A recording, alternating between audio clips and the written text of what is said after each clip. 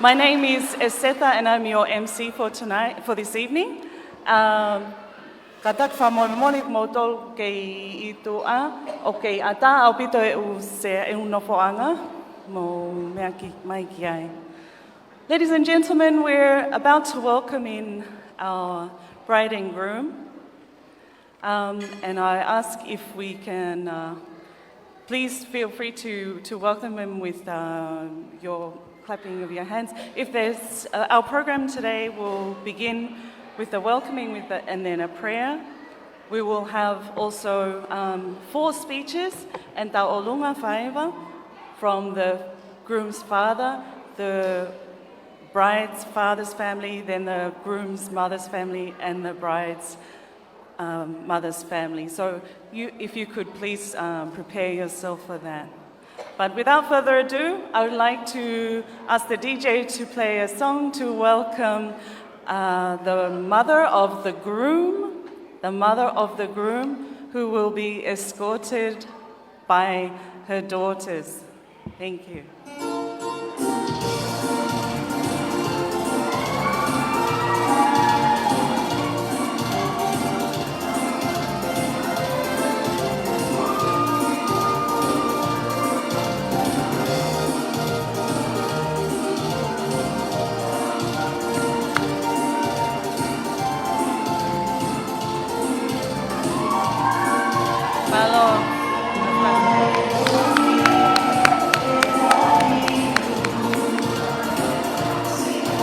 Taufatofua.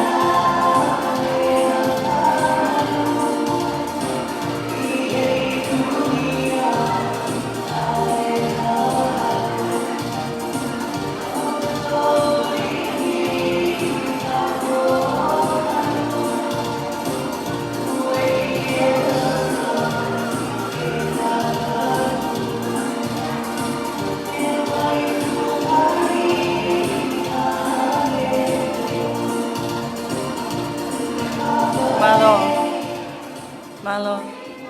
Next, we welcome warmly the parents of the bride, Kalisi's parents of the bride.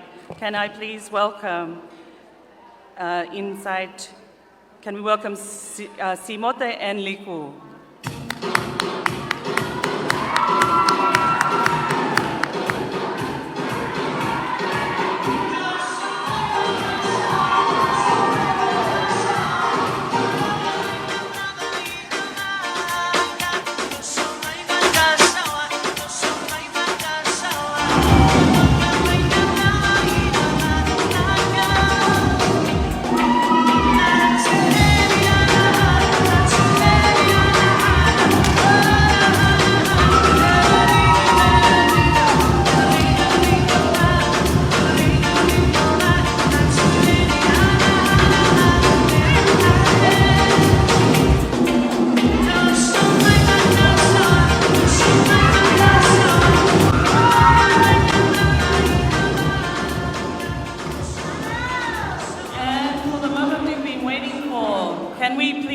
Upstanding for the bride and the groom, Mr.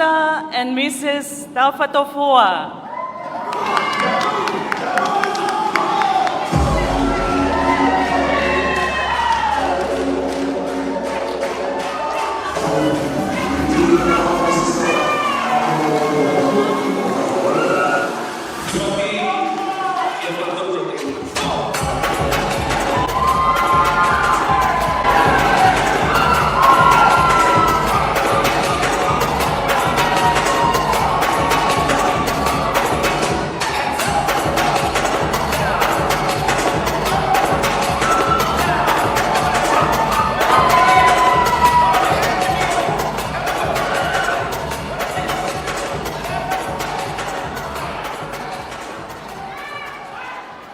Thank you. Please be seated.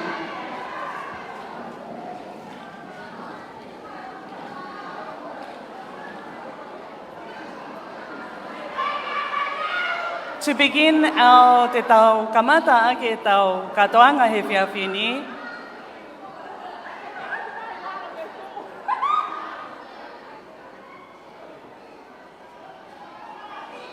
malo. Kamata ake ai Latu. Ka kou kole whakamore ki he whaiwhekau. Nau vai a Saeri, ke angalele mu au lawa mai ke whaiha Lotu e katoangani. Malo.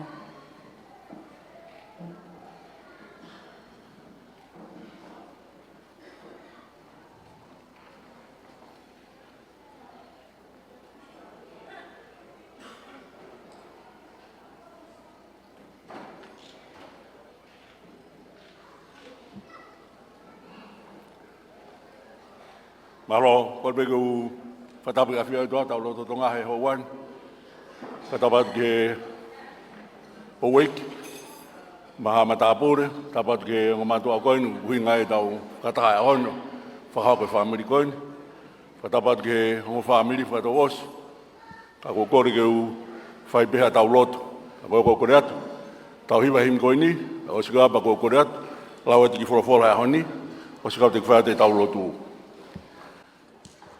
Hawa Kristiane tau whakawhiawhia, talagilang mo mamani ho tau monu ia. Hawa Kalisia, ne tau whakawhiawhi,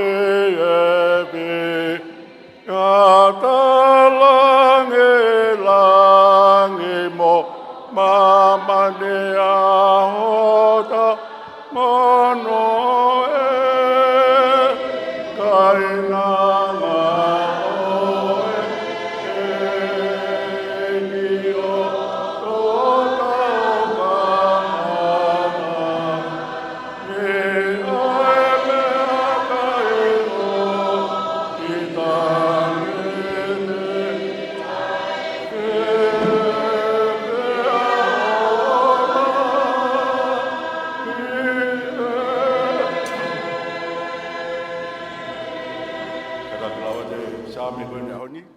Tokon ki tau kātoanga hon. Ko pāua ku ofi, ene whakamoi ka te ki nau tolu o apasia kia te ia. Nei nofo e sikaina ho Taufonua, ko alo ofa, mo mooni, ko na whitaiaki ki na ua. Ko mooni, o kutupuhake mei maamani. Pea ko anga tonu, o whakasio hifo mei langa. E omi foki e sihova, ai mea au lelei, pea e omi hono fua ki o Taufonuani. E muamua, a anga tonu ia te ia, pea tene ngaui, hono topu wa ae, ko e hala. E tau lotu. O tua maafi ang mau whakapita e whenga maare ko tua bea honi. Pea koloa e whanonga o mau whai, o tua kou ke whai ho mau tauhi. Pea whanonga o mau whai, kai te mau lawe i koe hae mea hoko mai e ha bongbongi. Ka koe koloa e mau whanonga mo e a whiona, pea mau whakapita i ate a honi. Whakakoloa koe ne a honi, ai talavau koe ka mai whine mui koe ni. Pea whakapita i nā ke kau ma anaua, o tutu e whanonga o whai a honi. Mau hen ke mau whai e mau whakapita i koe ni kai te koe. Pea mau whakapita i ma roho kau mai, pa ma roho tokonu na toa peko whai e whatu koe ni whamini koe ni. Pea mau whakawhita i ka te koe mālo ho wha. Mau whakawhita i o lawe, nā ke haere ki he maari nei whai ke nā kāre ri. Pea whakawhita i koe monu ia ki maari koe ni, nā whakawhi i koe sisu. Pea koe whanonga mau whai whakawhamini, tau mai utai honge paloparema.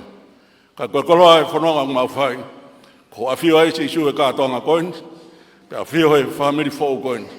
Whatawange ka hangai mea utono nou. Kai ha mea utai ka kato. Paka kai ai ha mea paloparema whaingata, whakapitai, tala tonu pega te koe. Whai ahono li riu, ai vai ke uaine. Ta koe ai monu ia, whakatatau ke tatak ko toa pe, kua ke whai mai whanonga koe. A whi tau lalo e ta mai, ka hangai whawhang mai, ka atoanga hoa koe. Ma whakatai ka hui koe ofa koe, ko teu, e o whamiri. Ka ma whatawange tua, whakakoloa, ai whio hiangan.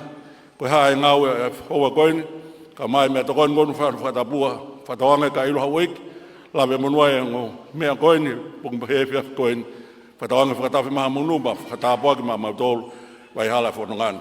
Tatake aki mautolu e whianganani, mea ngā whatae mau mui, a whitaula e tamau tāre loto ku mau whaini. Kore ka tuanga e tāpakini, tunga pēa si suklaisi ko alo mau eiki po mau whakamoui. Amen.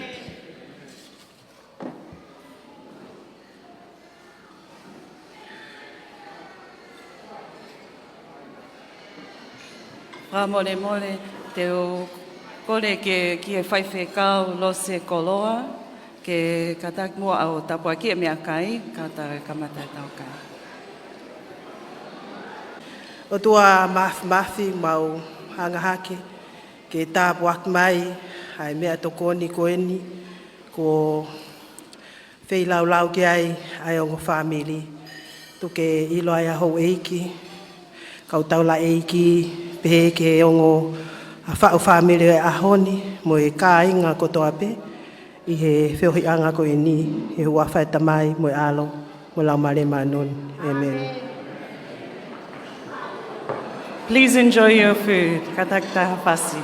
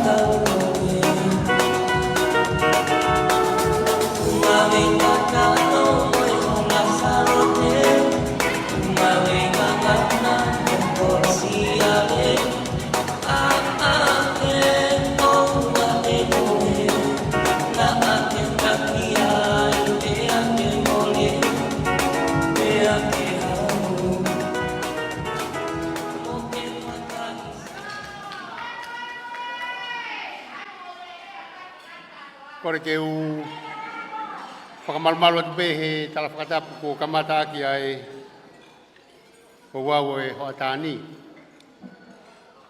Kore whamoremore atu pe ki he ongo whaahi whamili. Kau whakatala ulama atu pe mua e motuan. Ko kuingoa ko taktoa tau mue peau. Pea ko ku whelawe i pea moe katoanga ahoni ko ki motua koe o ku tau iheni ai a Filipe ko ma whakataulele mai pe mei kotu mo haano. Pa whamoremore pe o whamiri ko atunga e maulele mei motu ko mau whetoa mokosi hono whakahoko e whatongia koe ni ko e ki whine motua na ike ne whakahoko e ni ko ki whine motua ko salote sisifaa. Ke ka waha mai he waha noa na naulele atu poki mo e tahine ne tipolo koe koe tala u tau pore ko toa ai. Kako tu mai peke tokoni ki he whine motua ne whai whatongia hoa tani ke whai atu pe tataki o e tau wauau. Pea i whai ngamarie koe ni o ko whakawhi ia i a whina wata ke ne whakahoko mua ai lea talitali me i he tawhaki koia e ki motua u tau iheni ai a Filipe Taufatofua. Mahalo apito.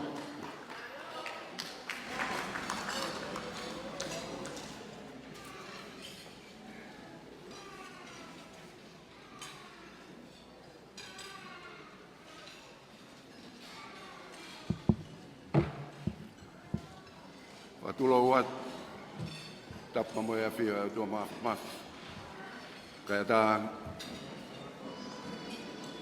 ki whainga maari e koni, ki whaafonga e atu hawhakamālong. Waki rea, lawa ke tau whekau a kia i he kātoanga, tau whai i he houa whakaloa koen. Whatapa atu ke houa i ki, te a kou kore ke whakamalu atu. E ngahi whatapu o whai ki puang, kai ata ke whakakato, ai whakaha area kou whai. Ko ki mutu a tangata koen, kātoanga he ahoni, une whiri, hono kahau. Koe hau me he ki motu, o kui kokotu. Pea kokotu, hono tala, kokotu, i loa, he lotu. Nai ai piutau a tau whaahau, ne whai ki fisi. Pea, tū tata tau whaahau, sio a tau whaahau, ke fwoi hala koe amana ke nau whanonga ai, ua matua i ia. Pepehe tau whaahau, ko hai e, pepehe mai rewa. Ko Taufatofua, pe mo tu he toka. Pepehe rewa, e rea, mo malat meria tau whaahau. Ha whe vai, tala ki kotu, pe moe maari e whakamotu. Pe pehe he kakai, hange hano tuku ki lalo. Ka koe whaka ei ki ia, nai whaki e tau whaahau. Pe koe ola ia, e na kumwhanua nai whai ki otu lau. Aho whakaloa ku tau au siau, maulere mai pe mei motu. Koe kau kotu ki mautonu. Ma whakosia mai a whakaloa koe whakawhetai ho maulau maari e. I whamiri o i ki whewhine talavou koe ni po whiri i he otu haapai. Pea i he otu haapai. Whawhetai ai ho maulau maari e. I he maukoloa le lei.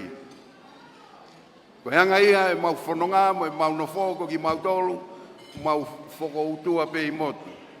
Ka koe matapoto, a ki nau tolu na e holo mua, omi ki tau tolu na e ako, pe lelei, pe mo i ngāu e unau whakahoko. Tau mata tonu he aho whakaloa koe ni, tonu. E tō whatongia e ki talamu kotu koe ni, o ne mauai, ha hoa, o ki ai amana ki kuunga le reiki ai. Pe mahino kia te ia, mo hono whamiri, ai whanonga, te nau whai tonga eiki. O ki ai e ngahi tala noa, o e wahe whanua haapai, iei ki konga pehe, ke ilo e he ua lulu mo i riku walu, ko e tāla ngā ko o si whakapapau. Ko o si matua i he api kokau, pea sila i mei mātuku ai tau, o veteki mei velata, ua mau e hau. He ilo koe, ho lata i Tongatapu, tau aki pulu he, kei whakama.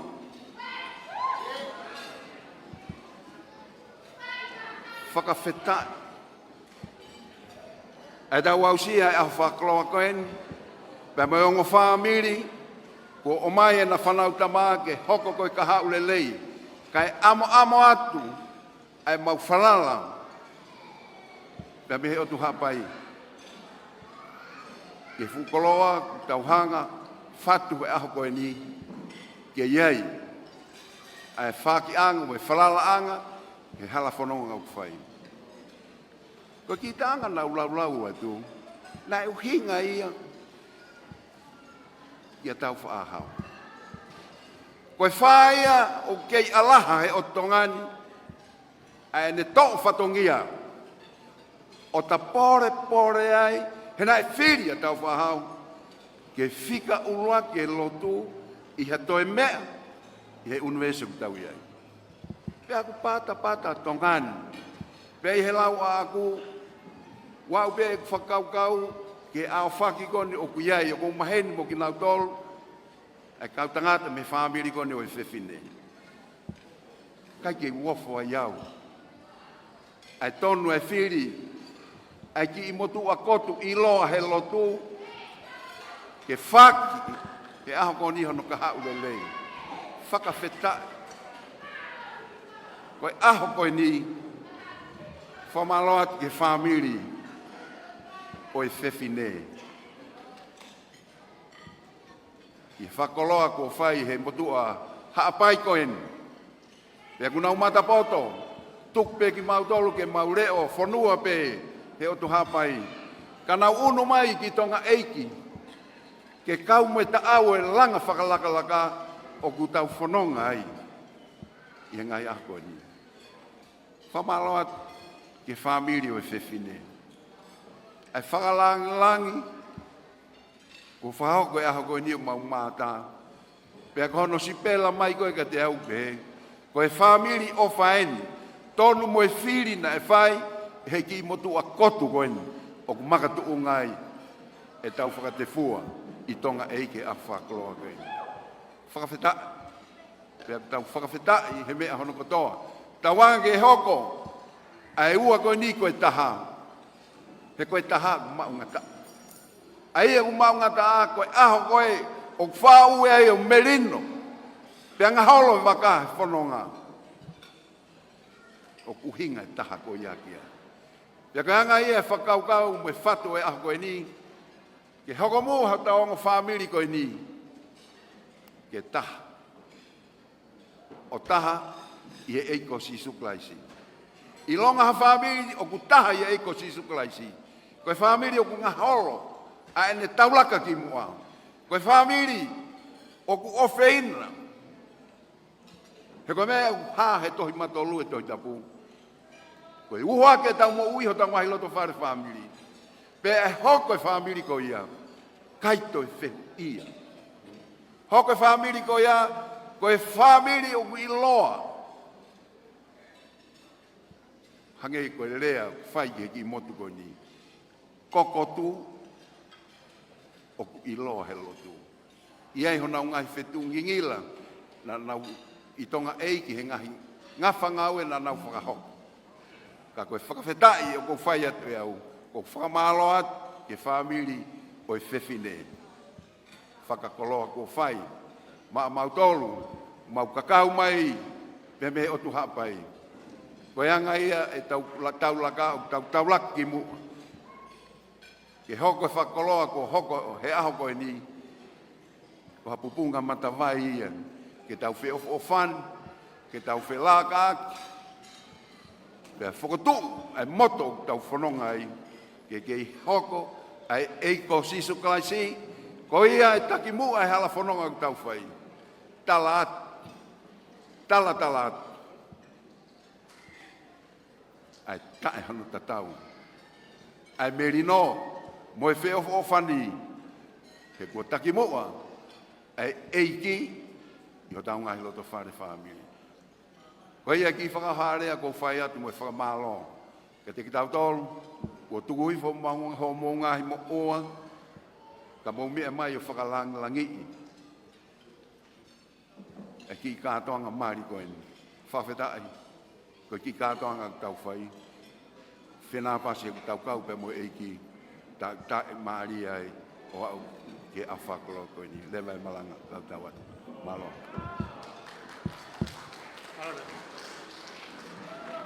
Kata ki to e pasipasi mai a whina wata e lea taritari mo e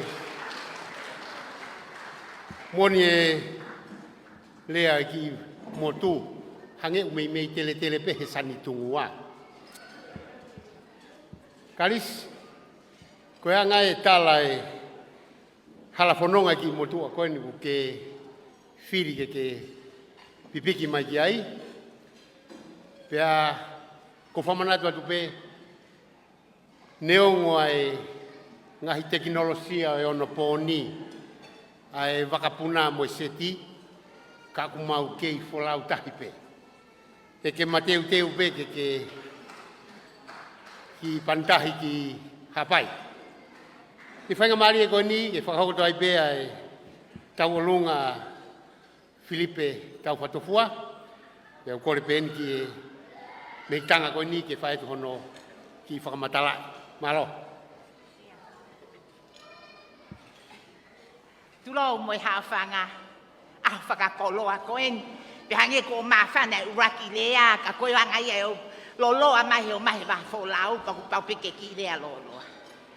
Koe ki whewhine o ku tawhimara he ahoni ko le sieri vete koe ki I o whewhine o metotisi vete koe kakaia o kolomotua. Ka koe ne kui ko le sieri vete ko hono tamai ko wiri vea tauhingoa ki ai. Ai ki motua o ku o onai aho ko e ni ko ki paia. Pe ko ia o mau I heni mau lele mai me motu. Ko ki lau whawhaena ko no tuanga tukat peke tok tau ke tok tau to ton ke tau ki ai. Mahalo e sai ke tama e lo fia ai fas whakatalo e o tu hapai. Lebele mai malanga tawa.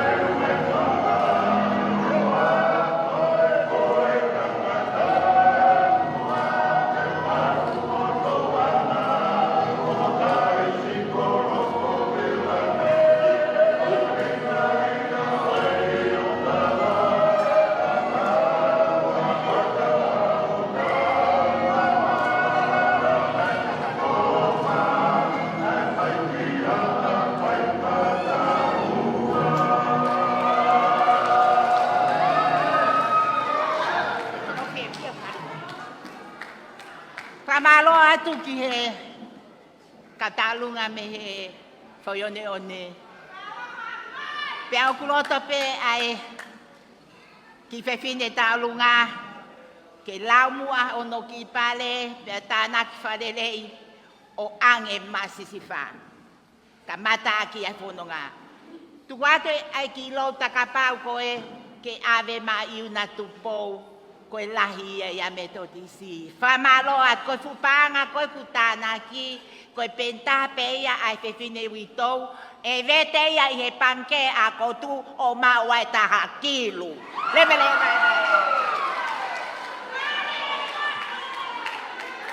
Toi paspasi mai e taulunga, rava koia e hoa tāni. Mo wakai mai pegi he ve tonu e tamaiki me he pako.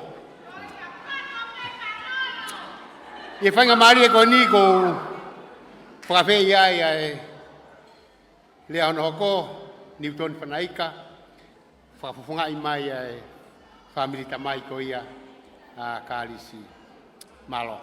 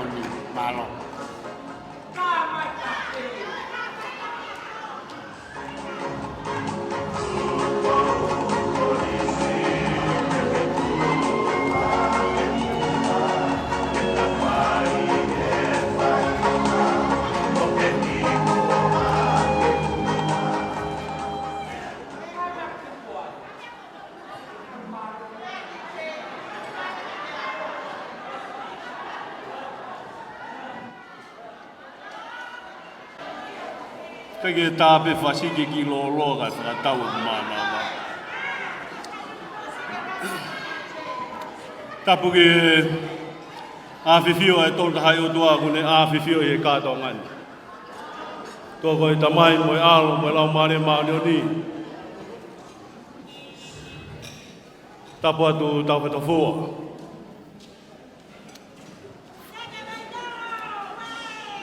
Tapu atu ki Hamatapure. Tapu atu ke hongo ke family fo'ou ko wha. O kuhinga i e tau au kau mai me ngai whetu ke ke. Ke whakaha e tau tū whakata. O e tau kau whakata. O pou ke langa family fo'ou whai hoa koe. O kuhingoa hange koia ko mu ko whahoko atu. O kuhingoa ko Newton Fanaika. O kuilo au e toko lahe ko matapahiru. Ko uhinga i ku whotu atu.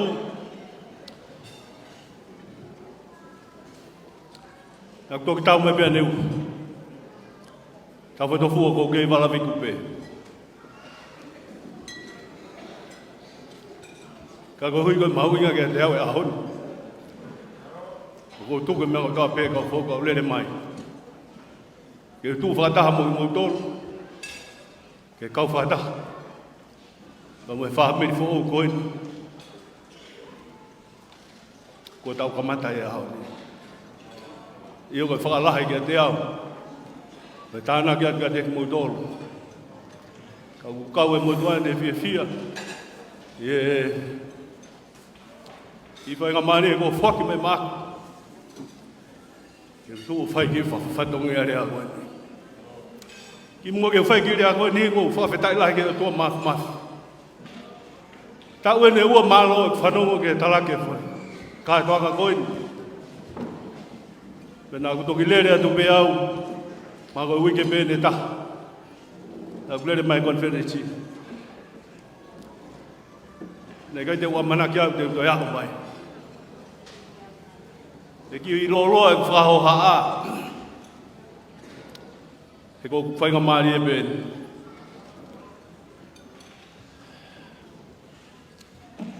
Koe koloria ke o tua no o mai ki whakawhelongo aki mo i ki tau tolu.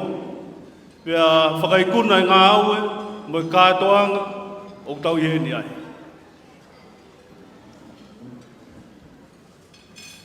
Kia te au o kou tai maari e, ai whatongia ko omi mōku he whiawhinu.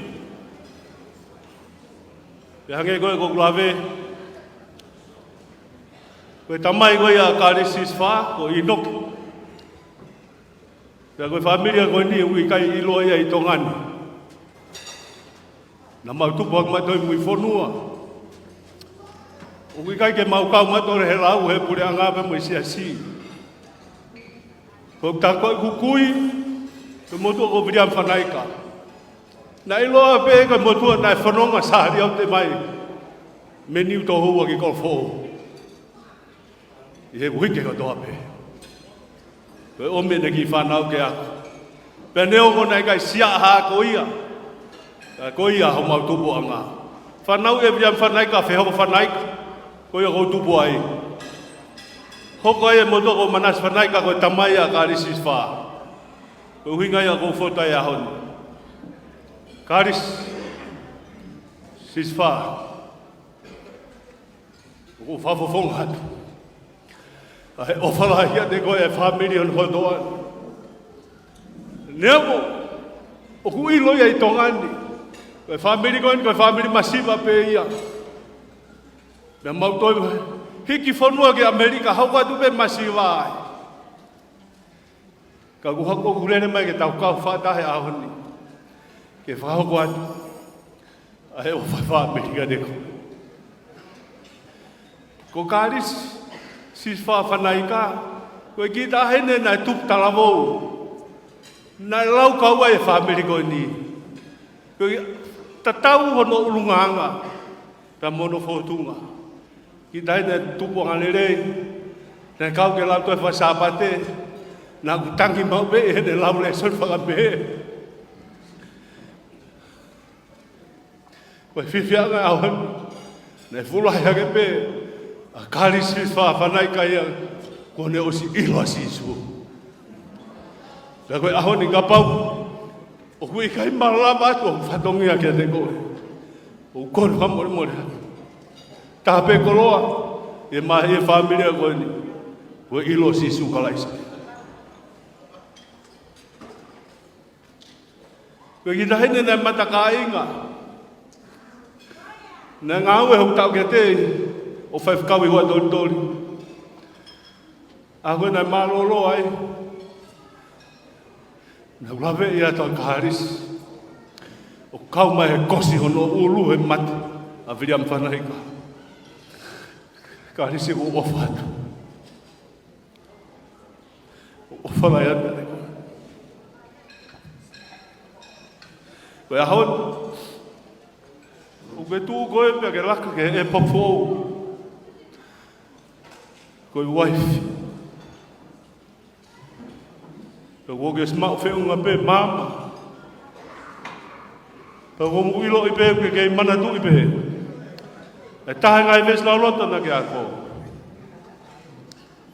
Ia braksione vai wha ves tavalu.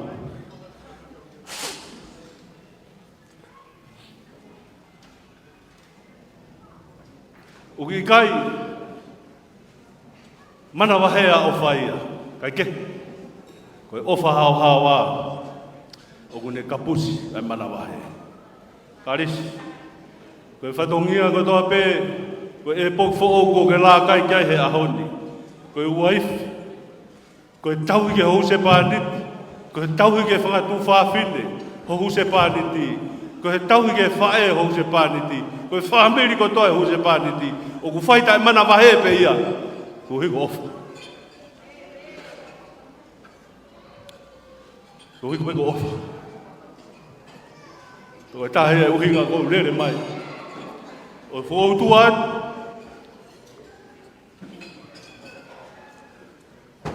E fu hao hao mai kakai tō lahi koini. Ke whahau atu. Ai ofa ko ia. Ko ofa hao hao. Ko kai mana wahe ia. He une whai mea mea o totonu ke whai. Tala monua te kating moua. I whao whamiri fōu whai. Hange pe goia. Ko whai. Hono tala ke he whai whakau. Koe tau ange ia. O wana whai ange. Pea veteki ai ha mea noa ia. Mo mea tai me mamoni. Tau ange lau maare mano ne o tua. E kawat mamoa hange koe lot. Ai whamiri ko toa pe ko tuku mai mamoa. Tau ange. Ke mhoko ko whamiri fia. Ke ko whamiri foki. O ku tūloa i he iki. Koe ko ofat ka ting motol ke ngai whamiri. Ofat ke whamiri e. Ko huse pāne ti. Ka tau ange pe. Ko rawe i pe hange koe whakawha ko whai he. Se tuata maro. Se tuata ko kei ata pe boau. Ka pate utoi mawat boau e kai whamiri. Ko mawa le mari tongani.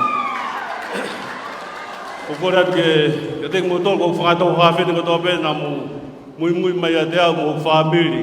Ngatoko ua. Mo ka tak mai gen ke whai e pea ki whakawha. Whai e pe tau ki tau orunga. Ka koe ki tau orunga koe ni. Koe whakafofonga te wha. Koe whamiri Fanaika, ko taini ko star. A whamango ko nei mea i orunga ena. Ko whate star. Pagui kai a mea mo ua ke whai ake ki fia koe. O te wholahe mea koe ia, tupe iai. Tuku iai, to mai ki sila koe na e tātāna ki o hake hanga tonu pe ke o mea mari ki orunga. Si wha, kuki kai a mua mea ia.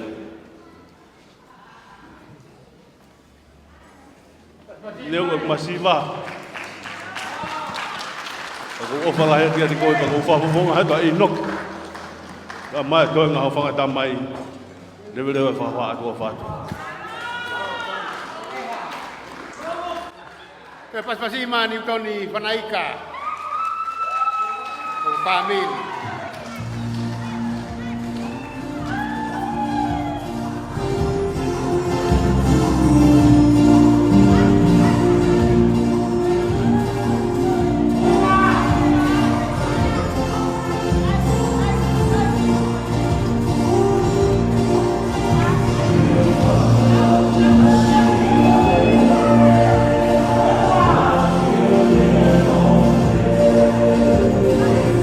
Yeah.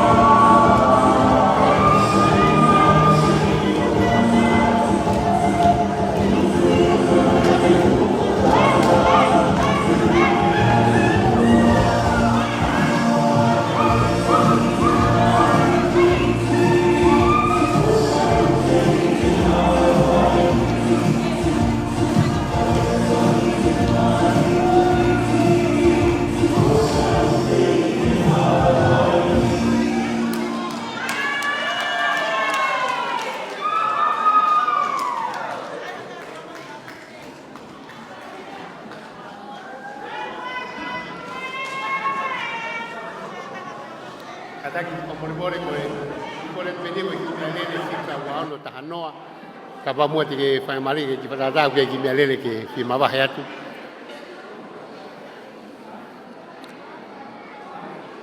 Whamalot pe niutoni he lea whakamawhana na e whakahoko. Pea hange ko ho lawe ko matapa hiwa koe ka teke hongo fulu he ahoni. Koe aho hongo fulu eni ko firi e Filipe pea mo Kalisi. O kia ipe ne whelawei pea mo e tohi matolu. He koe whekau e hongo fulu o wahe peki he konga e ua. Mau tolu koni mei e pako koe ofa pe hanga ki he otua pea mo e ofa ki o kaunga api. O whamalo atu niutoni e rea mawhana mo e whakalotola ki he ongo mea mari koe ni. Kai he whainga mari e koe ni ku kore ki he whakafofonga koe ia me i he whae koe ia a Filipe unga tea tau maalolo ko unga tea foki ko e tahine ia me i he loto kolomotua i kare kai piki foki ki ofu. Kai ne toa hono loto i he ki motua mei kotu hange koe lawe ko a whinau pia kua unga tea Taufatofua ia he ahon. Pea koe iai ko fia ke whakawhei hene a Simeone Tei ke ne whai a lea whawhonga i a unga tea mo e whamili pea hoko mai pe mo e nau ki tau alunga malo bito.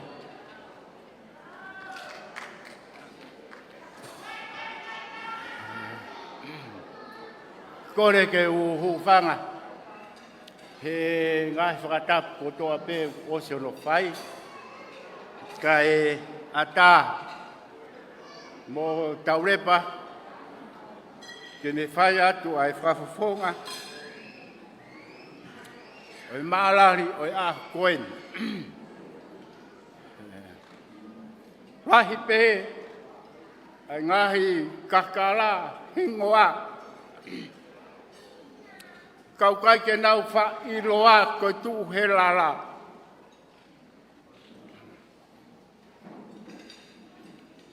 Pea whai mai ai whekau me a whakatoko o lakepa kau maasi o ne ngong. Alupeo whai ha whakafofonga kau hi koe whae a Filipe. Kou sio he risi hala a tā ha mea ke iro ke whai a harea. Aho ni kua lahi ai ngahi kakala. Fi! Pea si ngai kua tā hono ngahi tanga. Pea upehe. Ko kotu i lulunga, ko kolo whalahola i wawa. Ko aho nia.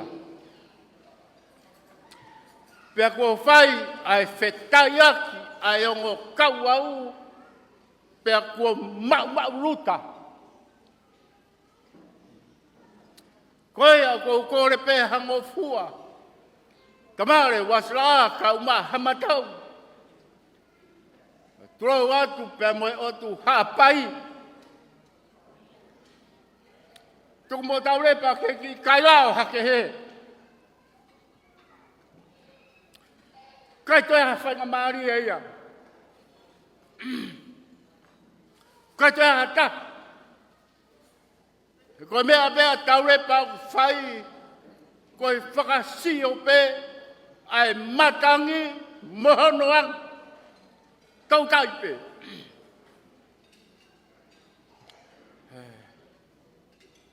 Filipe, kau talanoa tueni.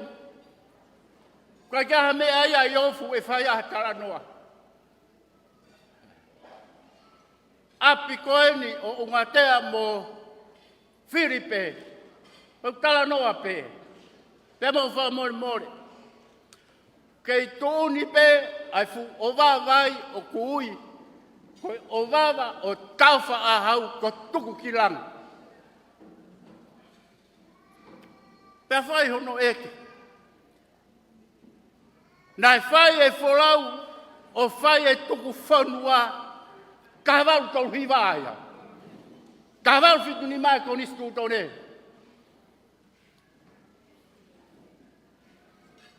Pea nau wholau at ko ia. Pape e taufa a hau. Kau ki iafe mu ahe. Pea tau tong fau ki ne iafe. Api koe o ungatea o kui ko monu afe. Monu ka iafe. Hena e afe a taufa a hau. Moene kau wholau. Kawau kau hiwaya. Pena uhake atu ko fu ovava. O taufa a hau. Ko tuku ki langi. Whai ai a hono toe alea. Oi tuk whanua nai whai a pau ano. Whai atu o wawa koe. Pena wafi atu kui ai pe hono hakau. Pena i roa pe hakau koe ako hakau fisi. Pea whakahingo ai ko hakau tai amane kina. Hera tai amane kina. E hafe ai wholau i manu afe.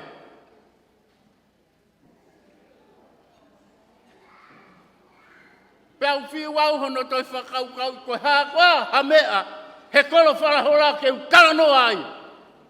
Kahi mei he, kahi mei he.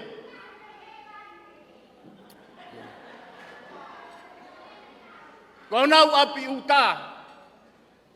Uiai fu toa ai. Kolongo. Pea whai eke mātua. Mai mātua. Aho o alo tamaki. Pea maurere ki toa. O sio he fu toa. Koe api uta ia ungatea po mea. Aho koe o alo tamaki. Pea whangia. Ai motu. Hono ulu akau. I toa. Fu toa koe nia he roto api. Tu upe ia kaike ngaue. Pea pehe rewa, ehe mātua, koe fu toa ena kolongo. He koe aho o whainga tāmaki. Longo pe fu toa ea. Filipe, pea mo Kalisi. Ko historia pe nia ko talano ai. Manu wafe, ha whawhei ai otua, ha whea homo family. Pea ririu mehe hakau fisi, hakau tai amanekina. Seuke, ka ia Kalisi hataha koe mātua ki whanau i Apifo'ou ia.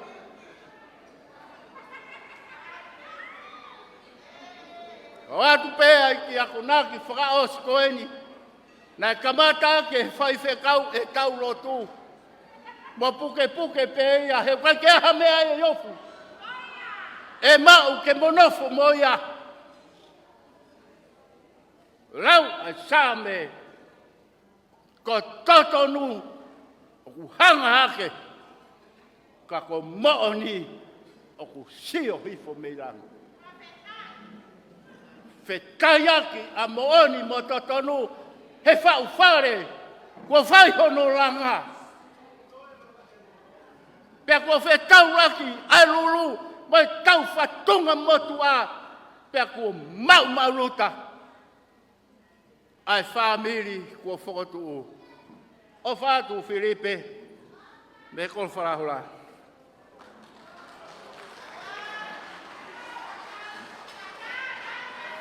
Kei pasipasi masimi tei. Kalisi. Neongo e kolo whalahola pea mo e lolo halai walu. Kako whena e fotua e kolosi io pangai li fuka hapa ia. Ka hokan ki he tau lunga ko ia ai family unga tea. Malo.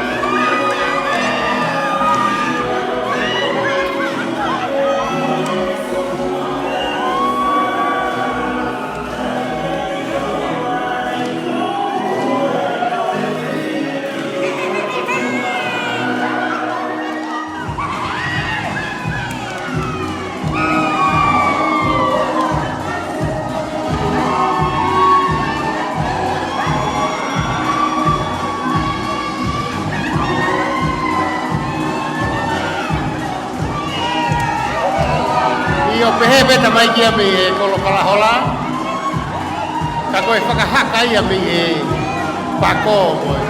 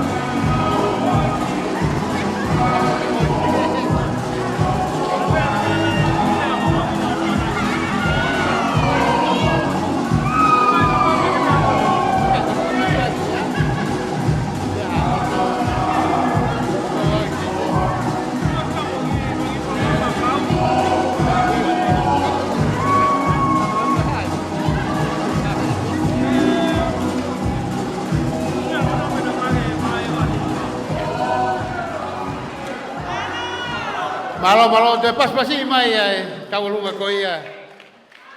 Mai ki mei he kolo whalahola pe pehe peki kotu muha ano. Ko ki whakatawala matu pe hoko i tau polokalama. Ko e lea hoko mai koe ni. Ko e lea ia mei he te pake whamiri whae ko ia a Kalisi. Aia te whakawhea ia Kason Latu. Pea i ne lava ko ia, uia pe mo nau ki tau lunga, pea hoko tu lewa ki he ouau ko ia keke. Kai he hoa ko ni ko whakawhea ia Kason Latu, ke lava mai o whakahoko, ai lea whakafonga ia e whae ko ia a Kalisi. Kata ki paspasi mai a Kason Latu, maro!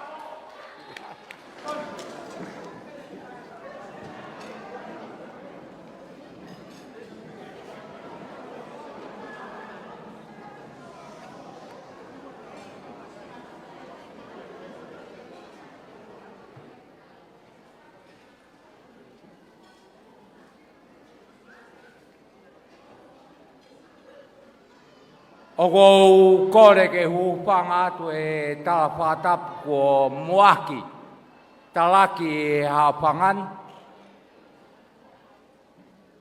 Kai ata mo me ki motua koe ni, ke pai ato whakahoha. Ko ngahi lea pehen poke katoanga, te tau alo atu ke tau ngahi api, pai talamai. Ko haina lea me ta whakoe e tahine katoanga.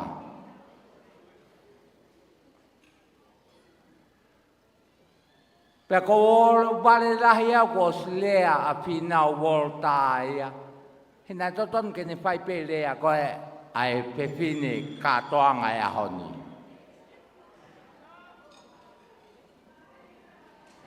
Ko sino ko ia me ot mo ape. Ko re fa more at ke pai pe kau malolo. Kau pai at pe ha pa ka hoha. He ko tangata e ki pai pe kau malolo. A finau. Finau volta ai se tua talahi. Me mea. Pea kou sio holo poko e ongo kau halae. Sai kau ki tala noa atu au ia ke uhinga o i ku whai e whakahoha koe ni. Koe tahaine koe o e katoanga, koe ki o pepine ia e motua, e pine motua ko liku one.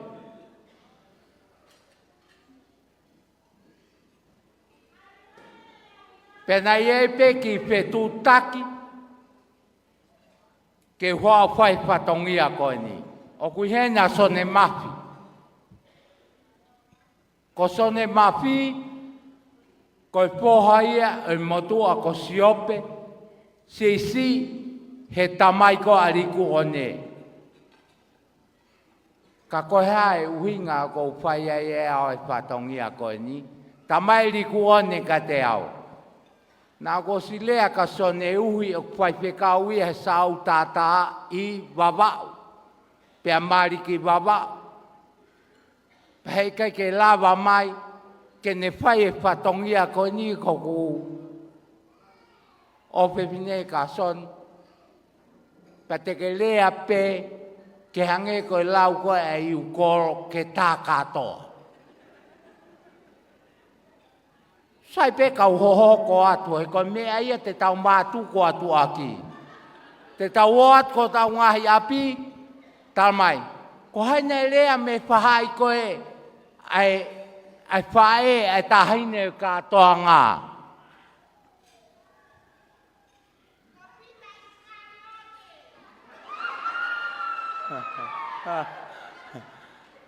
Kai ke toka ngā uia ke haa Fanaika.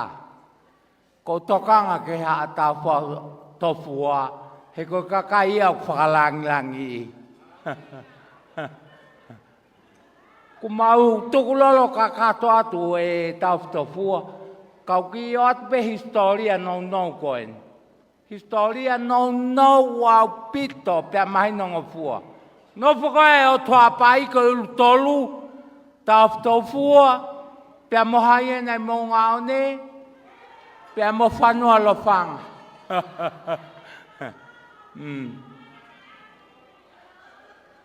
E pina worota ko whamare mo lahi ato au ia. Pia mo e asaeri tui nā wai. Ko sia pake ngō whahai o kuua. Aia koe whahai e ai tapaake ai pepine mari, tapaake na me. Pelea pia whina wane nai pau ki nofo pehe te pire pau pehe. Tau koe koe mari kehen. Hange koe lea koe i e poropola. Tau koe koe potu kehen ia kou whahohai.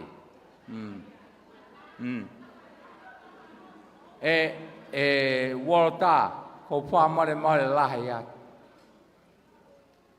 Kau ki o atu mua ke mahino lelei, he koe uhinga e eke. Hai motu a koe na whahoha a koe nā. Ko riku o ne. Ko ne tangata eki ko te vita mafi. Ko ne whae ko wāngana.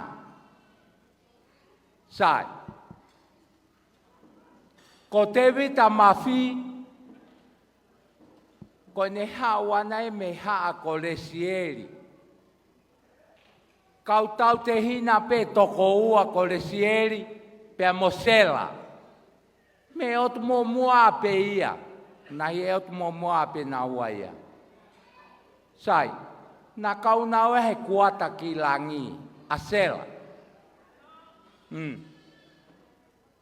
Ko whamare mo lahi atu ka mō tōru ke matanga he pia pini. Ka nau pehe, ke pai ki pe lea ko a pina worta. Ko siana ia hau pe ia, ai poki ia ko a ia ke ki motu ko tofu, ko whanoi fua. Na ua ato whai te riha i mātu ko ai tau, na o ato no foi pehe kuata mai mea ko kuata maasi mai vai ponua mai mea na no fo katoa ai mana o vare awia ko hawa a pina volta an tamai ai ko kulea i sino o siana e aho ta ku kai ko katoa nga kehen ko ta katoa nga tahapen ka ke ko mau e ko hanga e o hohoko i ato au. O kui kai ko tato tonu au ke whai e rea ko e ni. Sai pe ka hanga o ai e tu whaholo ke tau sio ke ai e matanga he whiapini. Ko whine motoa ko sela ne ano toko ua ko lesieri. Pe alu ia he kuata ki langi o na nofo i toku. Ko toko taha ia o kou hoko mai au ia me iai. Toko taha ia kou hoko mai. Ko toko taha totonu e nia tautu ia ni ko obare a hao sio ka sone mafi. Sai, ko te vita mafi na ia hano pangatehina ko mawhiteki, pia mo siope. Pia ku tau iheni, mai whe kau aki. Ka inga, o kai ke e uhinga e tau iheni, ke tau mata ki taha pusi, e tau totonu, whakakonferenisi ka whainga mea. Ko whakapapalahi ke se totalahi e whapono hapai. Ko e katoanga ko e ni, ko toki iloi ko e motua ko e ni, o ko takai whala ki ai ai o pepine ko e ni hoku tu pepine a riku ane. Ta ko ki motua me tonga le reka. O te moto e oma o ai ke tau keke, we are the one. Mo seo ke tolonga ko e tau katoanga, tau tahape. Kapsa e rewa ke utalatu e whakainoino. Ko Paula piwe nina kui he. He te pire mua, ko aina ne ave ia ki ai. E kainga. O tau pia whako e whau whamiri po. Ko mea enia ko tō atu e awia. Ko kusio mai ke tangata ikwhai whikau malolo. Se tua tai wahe whanua. Se tua tai wahe whanua. Se tua tai lalotonga. Pausio ka te uloi mo mea kuna o mao ai holo e nau taulung. Oa moe ai ke tau keke he. Ko ki whanau e ko nina, whanau i nā tolu e Amerika. Ko whamatala aku, ko whamatala ke mahino ai tupuanga. Pea mou ka taki. Ko huinga e mau piki mai ke kia ki motuain ko sone he malatu. E whiri ai e tau whiri ko ni kahau ko. Wanoa wanima.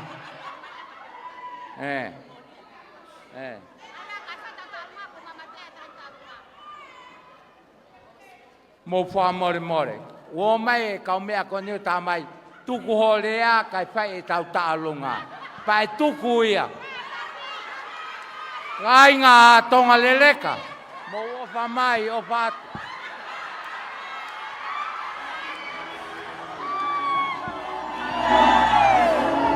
Kore peke u whāturo atu.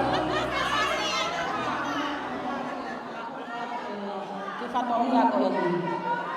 Ka taki whamore.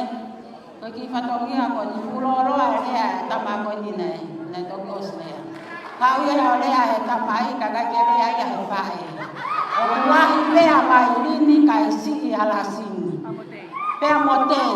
Ka uhinga ia o mauasi ai heni. Pea koe ki tālunga ko ni ki whatongia ko e ni. Kore atu ke tālunga ia e whanau pa moe whanga mo ko puna o lasini. Kore atu ki hea hema, motei, peo whaakila atu. Pea moe no muka kotoa pea moe tahahine whae. Ka taki rikuane. Koe ki luku koni nā mau whai. Koe ki sila koe tola pe ua.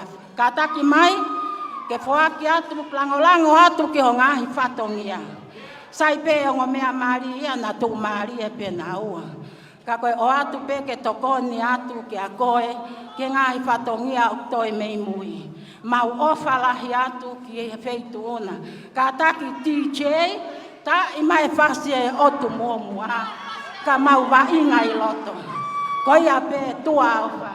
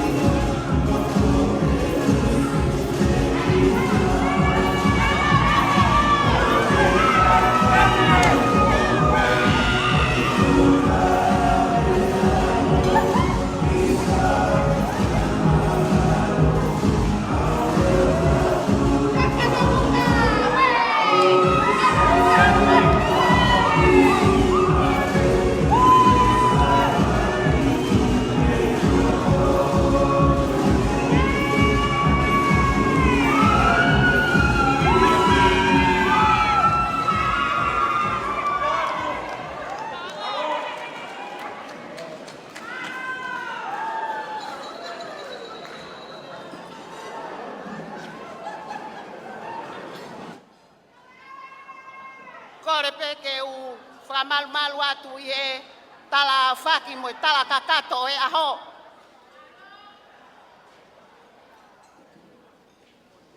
Whakatapu atu ki he kere eik o whakawhanua.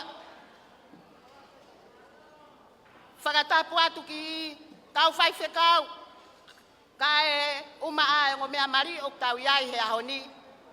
Whakatapu atu ke kakau. Whakaafe whakalanglang ko toa pe o e ahoni. Ka tuku mua ke fine motu a koeni. Kene whakahoko atu hok whatong ia he fiafini. E ke ana iau ko ha iau. Ko ha iau ke ulongo a he katoa ngani. Io seuke. Ka utala tua ireva. Ko yongo fe fine. Melaia fe paki. Pea motoko. Ko toko eni o kuiaia vangana. Hana riku one. Ko fa ia e fe fine mari. Ko au. Ko melaia fe paki au. Haana e kui. Pea iai e kuta mai, pea koe uhinga ia e kurere mai, o kau he pae o e ahoni. Koe ki whenne motua koe ni oku tu ke whai ha whakailo, hoa ilo ki he whiawhini, whakawhiewhia he whiawhini. Si lere mai pe mo ene whae e, mei Amerika. Moimoi mai pe ia riku one, ka au maasu. Koe tohi whakaafe o e mari o e ahoni. Ni lako toa hoku mo ua, kau tu orere, kohono aho eni. Koe ki fine motua koe ni mohono uhiki. Vanessa Kakala, hei muri Washington. Pea kou kore atu heni, ki e fefine mari o e aho. Sisfa, kataki kake mea mai, o to'o ate tek-teki o Vanessa. Ka taxis fa kwa kia hame ai mau, kwa kia hame ai moua. Ki koini ko ena. Ha upeo to, watu peke lango ta, fa family fo ou ko ke fokotu. He ahoni. O fatu, pe ata maha fasi pe ata mai ke vave. Balo.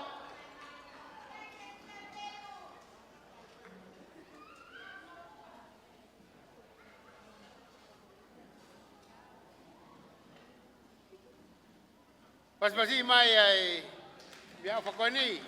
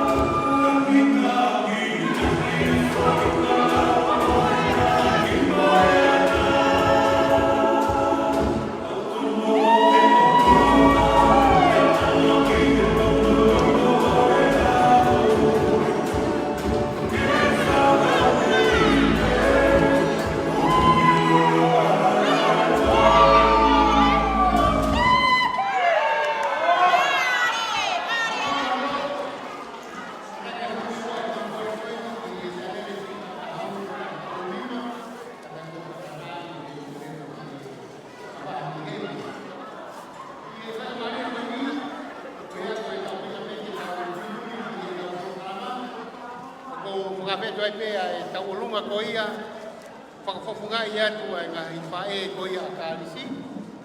Ko ngā koe o wau e keke o wawe peke tau hoku ki ai. Malo.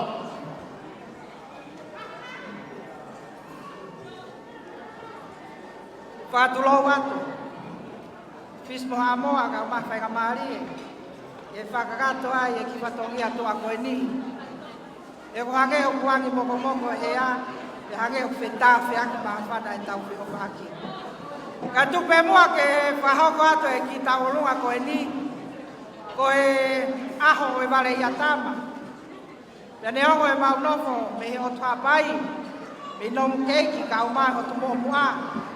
Ka wikai ke ngalo ai, e te pui maka te mautuku ai.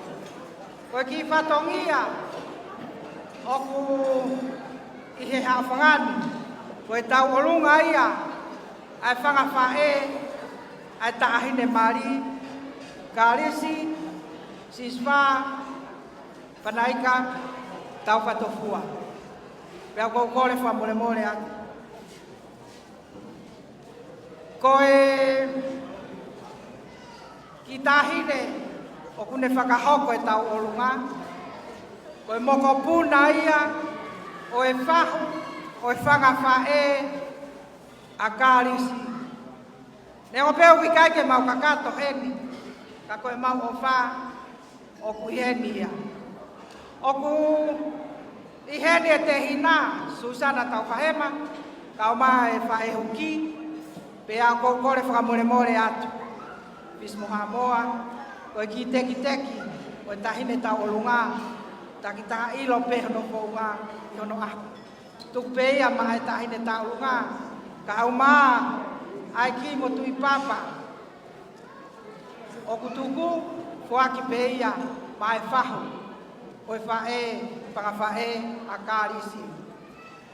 I kai ngā tai, koe uhi o kua wilo i o kua ngonga e tai mi.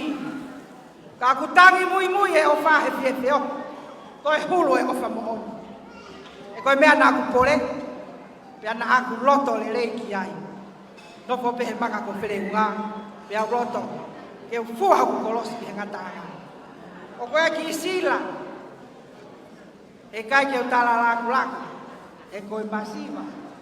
Ka koe ki isila o to, koe ola pea e tō tai, na e whai, ia mihe api ko tala heu. Kore atu, tabasi Filipe, whamore more mea mai. Filipe, whamore more mai. Ne ama kusi e ki se nini o mau, ka koe tumu aki koe, koe kuofa tau kakapa.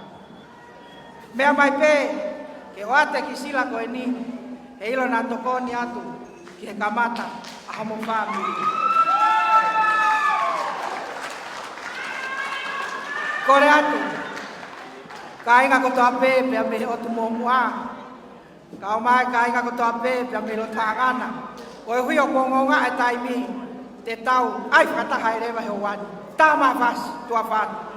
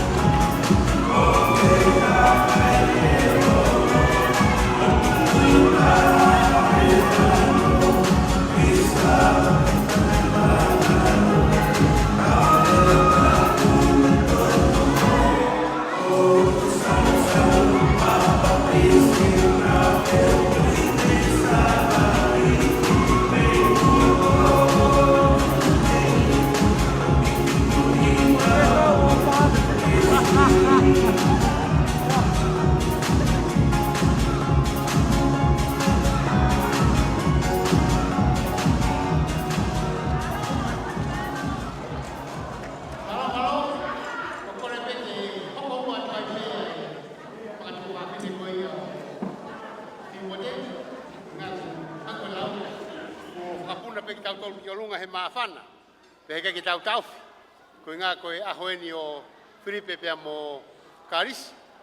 Kai tuka e whangamari e koe ni ke hoko atu ai pēa e talunga ko ia ai whangatua whawhine o Simote. Ki mua pia hoko atu ai talunga me i he whaahi tamai ko ia a Kalisi. Ko le whamore more atu. Kai tuke whakakato atu lewa e ko ngā ua. E mau ki polkarama. He kua whakatou he mamo matau e whai whatongia he aoni. Ko e ki tau alunga ku amenake whakahoko. Ko e tau alunga ia.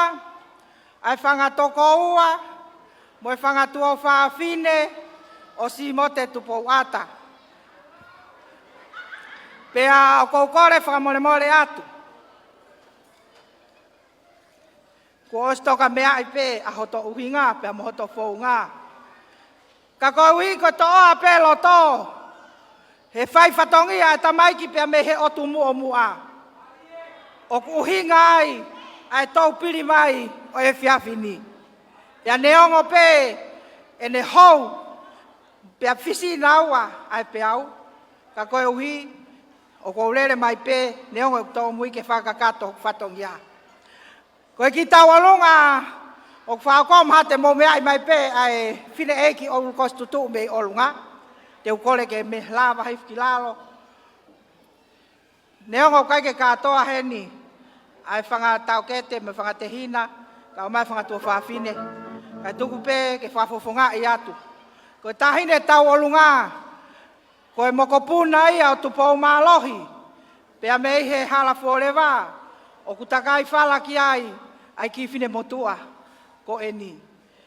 Pea koukore atu, ki he tahine tau olunga, ke omi ki lotoni. Fis moha moa whamore atu. O kui ai pe, ki lo wewe, pea moe ki lai whetaaki. O ku o mai ko tuanga taine tau olunga, Foaki atu ia pa maae whae huki a Kalisi Taufatofua. Maloe to whatongia. Pea te ukore ke tahine taulunga.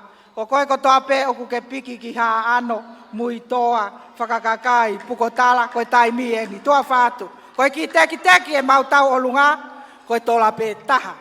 Pea te ukore atu Kalisi whamore mea mai o hui e teki koe ni. Neongo pe mau masi wā, ka kusi i kai ha. Tuau whātu. E mai ki ha ano. Ano siki whakalahi ki he lotu moe ako. E mai ki ha ano.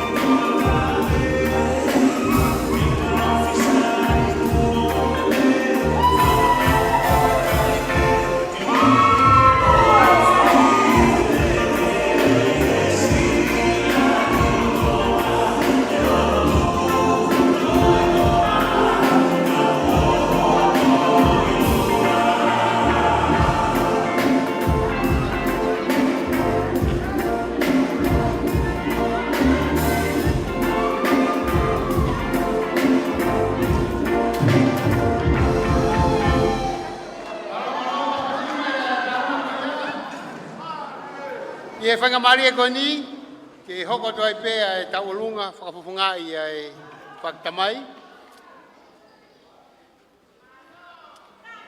Kalisi karaka.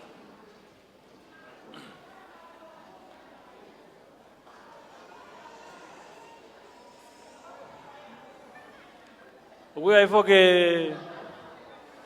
ai rea ho ma motu i he fuoroa au pito o ia.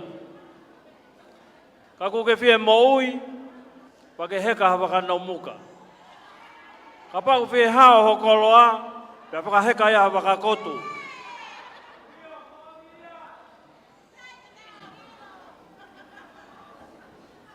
Kore peke o whanga ato e ngai whakatapu. Ka tā mai ki motu atua koe ni ke whahoko ata ki whatongia.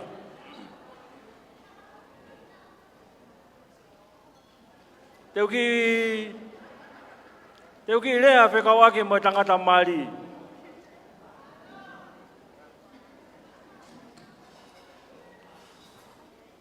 Koe kuilo ke whamiri Taufatofua. Kono hinga koe ki whanau nā kunofo mo e api.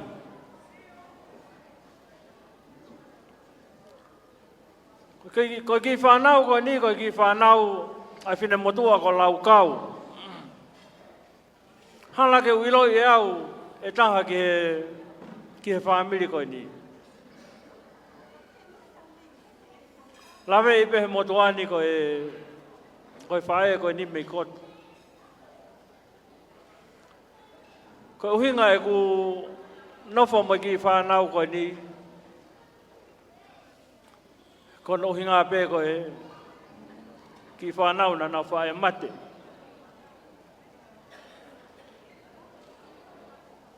Pena ku ohia ke ki whanau koe ni. Me nau lau tohi pure a ngā. Au ke nau Kalisi. Pea ke nau mau whamiri. Nau mawahe atu ko mau e nau ngahi mou. O koi loi pe koe Taufatofua koe ni koe whamiri mooni o he ki whanau koe ni. Pea kou pehe ko whamiri pea mo Taufatofua.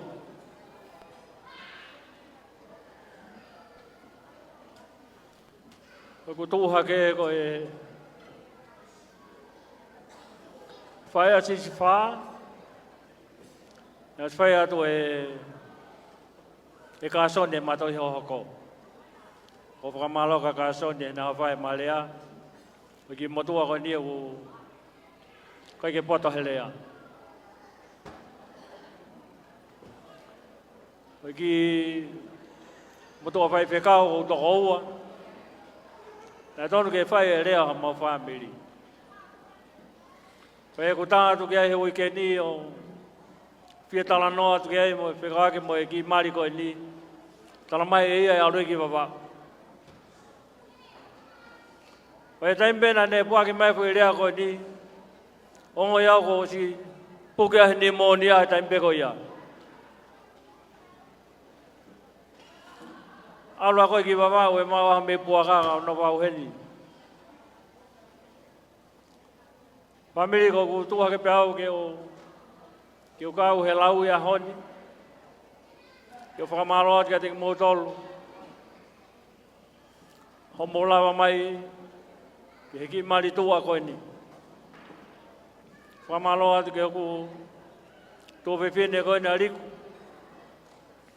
Tuka te Amerika. Mo tō maari e, mo ngahi koloa. Ai whia lawa mai ki motoni. O whakahoko mai maari e ne whanau ki tongani. Whia e mo tua koe ni. Koe... O kai ke whae ki tau o lunga. Koe tau o lunga a whuki anga taha wane se niti. A koe peki i panga ua he ko tō mai. Ke whae a ke peha ki maa whana e a honi. Ke whae a ki whatongia motoani. Ke kia sisifa. Tuka ke mai fili, maani oni moha hawa ko ne whai aho ni. E ki mua ke whai taulunga ko whakawhi atu e tahini taulunga ke katako mea mai ki hen. Kore atu ka sisifa, ka taki mua aho ia te ki pāngai ua koe ni, e ilo na ao ngātu. Ki whao whamiri whao ke whakako e aho ni. Sisifa ka tako mea mai. Ka hiri ia, kore atu ki he tā mea, ki tā mai whasi. Whakawhi atu, whanau, mo e whakamopuna, sione mafi, mana ia, ka pehe whoki ki a ilangana. Ka pehe whoki a te kumotolu, no muka katoa pe. Ko au whoki o koe ke urea i no muka, ka te urea atu arewa e honi no muka. Ka tangata ania urea i lo tokolo motua. Ka kore atu ke no muka mo e kotu mo e kolo motua katoa pe, mea mai ki roto, ma whana.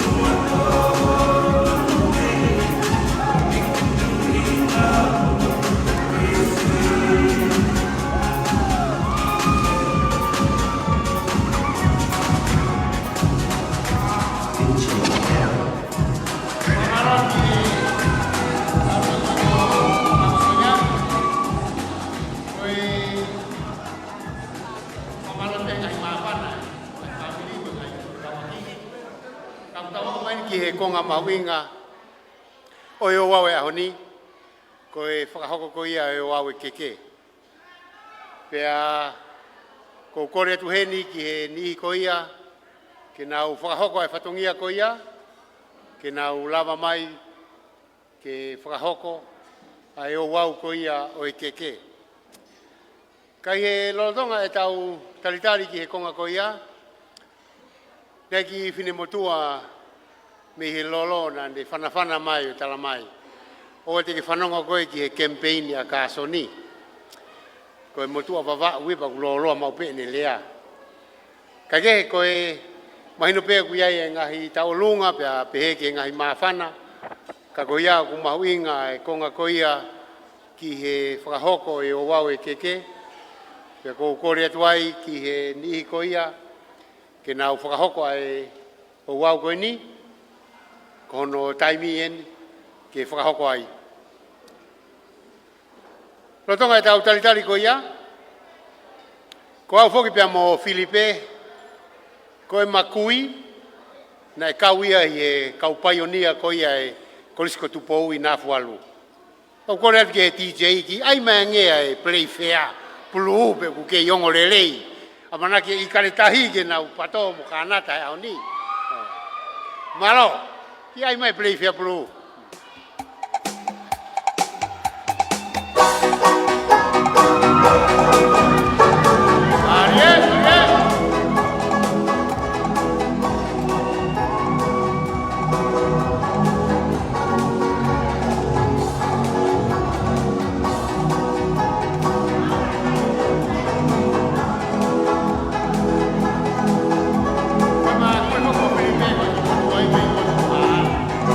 Ko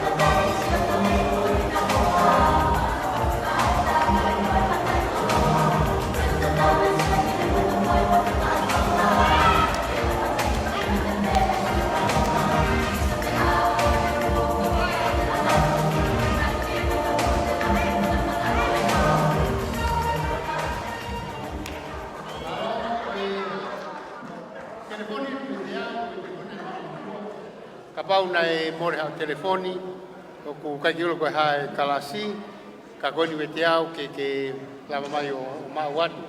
Ka mau sa ke tangi tō tākoe tā i mai ke tāri atu ko koe ko hau telefoni. O kwa malo atu ki he ngahi mawhana e whiawhini, ko e tau tātari atu ki he o wau e keke. Kwa malo atu ki he DJ hono puke mai e ngahi whasi.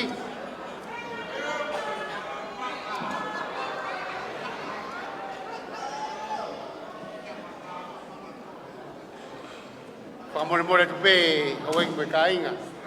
Koe atunga e malele mai mo whinau mei he. Mo tū koe tautahi mai. Ka whan koe lau mau lawe i pe ho mau haranga ki nuku alofa.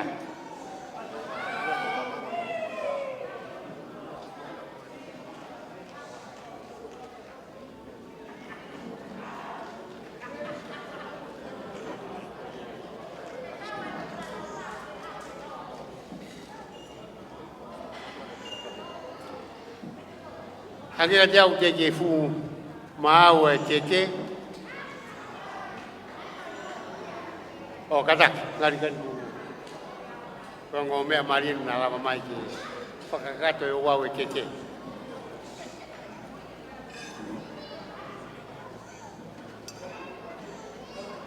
Kata kipas pasi mai e. Kalisi mo Filipe.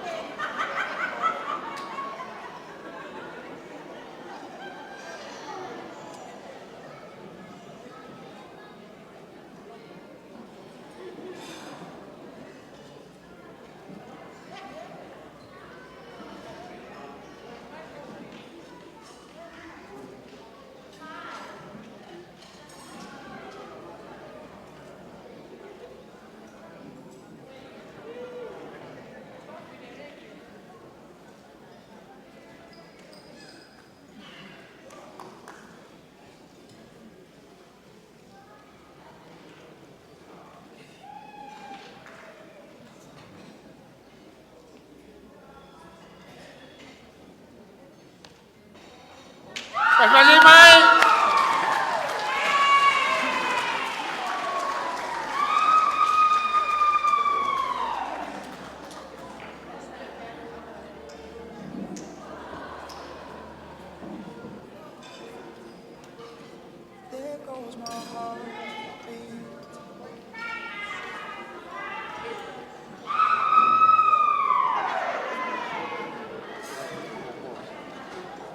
Kore ke DJ mai mo haki foi fácil o mea mari que na ki hula hula. Kore whamore more atu. Koe ki whatongia whangawhae ne os whangakakato ia ane whiafi. Koe toenga ngahi keke te mautoki totolo atu peo whangakakato atu. Kai hoko atu e tau polo kalama. Malo.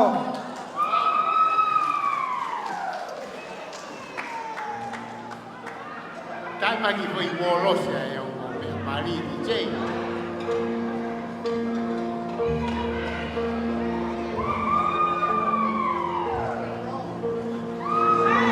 There goes my heartbeat. You are the reason. Losing my sleep. Please come. There goes my mind racing. And you are the reason that I'm sleeping. I'm hopeless.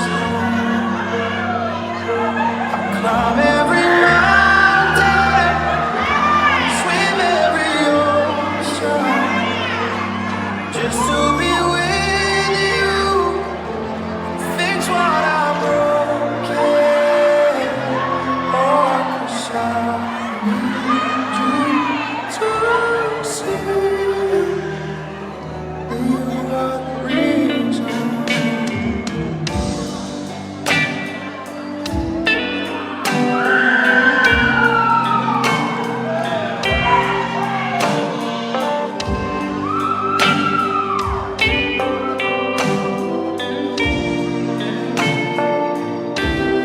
I'll hold you forever. And I'll hold you tight. Let us add color to the world that we see black and white. Tell me your dreams, so I can dream them too. And when you wake up, I'll be there right next to you. I just want you. With all of the butterfly kisses and light. I just want you. So I'm gonna tell you how I feel. I'm gonna love you and treat you right. And I'm gonna give all my love till the shadows are dressed in light. I'm gonna love you till death do us part. We are my favorite love story, and this is my favorite part. You say I do, and you say I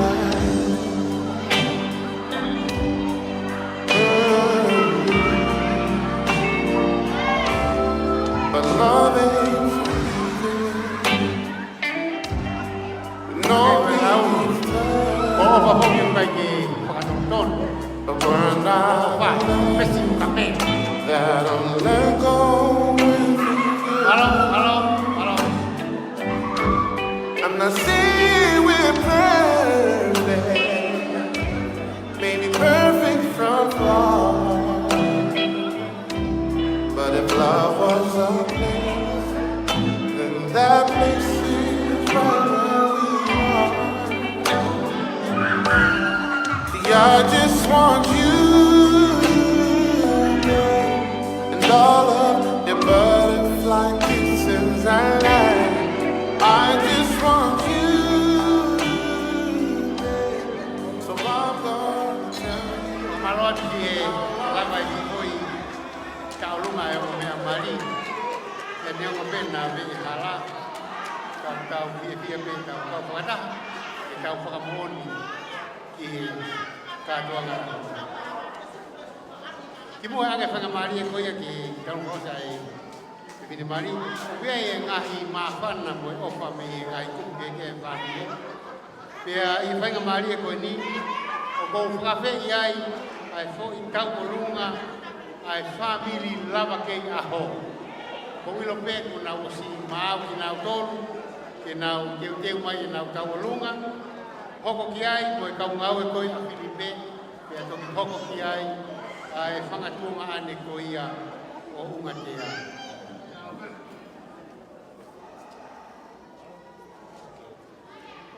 kadak e hoko lewa ki tau olunga ko ia ai Filipe Mari Kalisi ka to hoko te ngai mafana ko ni malo ore peke hoko ate tau fai fatongia ko ki tau olunga ko ni te ko le at ki o mea mari ke ka taki ke mo mea mai ka whakakato e tau ki fatongia ko talu hono hake mo hono tau hi o Kalisi o ku te eki tu o taha ke tau olunga ia. Pea ko ene fua tau olunga eni he ahoni. Pea ko e whakaosi ai pe ia o ene tau olunga. Pea neongo pe anga fe. Ka ko e uhi ko ene talango fua o ku mauloto pe ke whai hane ki folahaka.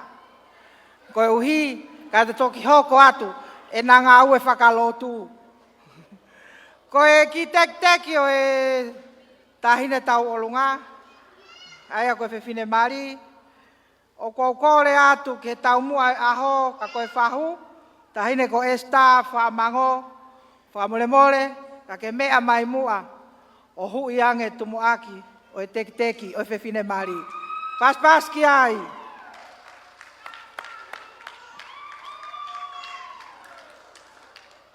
Kau mai ki lai whetaaki, mo ki lo wewe o tuku, tau hiat peia, ko e ui ke holo holo anga e peito, o e tahine tau mua e aho. Kore at ke tā mea, whamole mole, tā maha pas.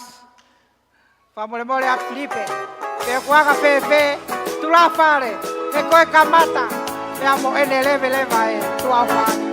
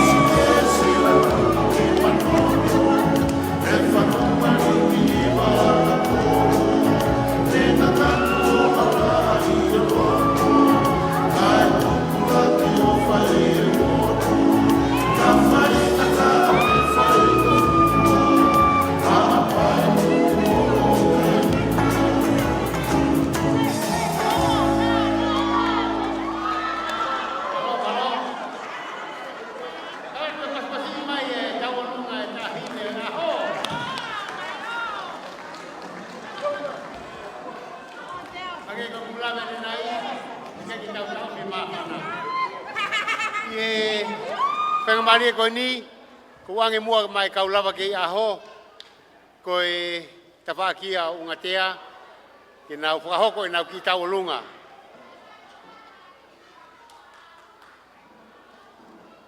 Ko kole ke u whakatulou, moe kere kere o hatakalaua o tau iai lo nuku ai e aho koe ni. O ko kole ke u whakatulou moe o tamai ke aho. Pa ko whakaapa mo on ke toko taha ko toa pe, ke whaiwhekau mo ngahi ha ko toa pe o ton ke u whakatapua, ka tuku mua ke u tuu o whaiha ki maa whana. Ko e mawhana o e aho ni, ko e lawakei aho ia o wafkun salote. Pea o kua o kataki pefa mole mole tahine ungatea. O tonu ke mau totolo pei lalo, ke mahino ko meiak mawanga ki ai. Ka neongo ia, o mau tuu pe ke whaiha ki whakame ite, hei kai tuku waka kai whaiha kakao. Ko ia ko kole atu ko lau kei aha ko toa pe, lui ko toa pe, makon ko toa pe, ko tau taimi eni. Mo katake o mea mai, pa ko whamalo atu ko ki mo puna pena taha. O e lawa kei aho o ku tangutu i he wafkun salo te ko taltari e lawa kei aha ko toa pe. Ko ia ate ofarahi ka atoa ka ki motor, familie tangata, familie fefine, ko ofarahi atu. Pa ko au ka uitou, ka aipe ke ilo he kau mea o ko kei lawa kei aho pe. Neongo e no fuoroa e uitou o ko kei lawa kei aho pe. Pa teu lawa kei aho ai pe, ko ia tu ata whai whatongi a ofarahi atu ka ki motolo no kotoa.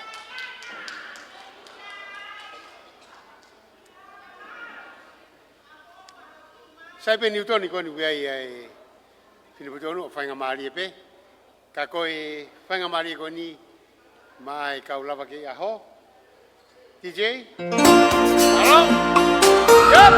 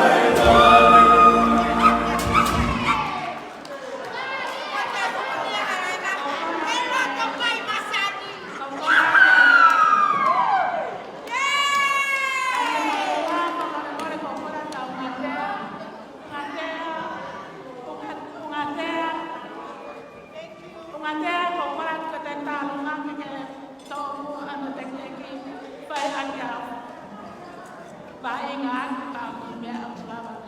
Tau atu le mele koe. Lava i ko whakitia ho ko whare malo lai. Kata kita pas-pasi mai dalam koe kana mai ho. Kage pe ko mula be lai. Kita kita tahu di mana. Koe whakamani ko ni, pagi kita tahu ko ni. Mai whakatumani ko ia ko dia. Nama mai ni muri. Kau kata kita tolong apa? Aku koe ni Apia o Filipe dia o Kalisi. Ya, kami koe lama ni nai. Kau Filipe ko tu apa? Kau kita. Kau tahu apa?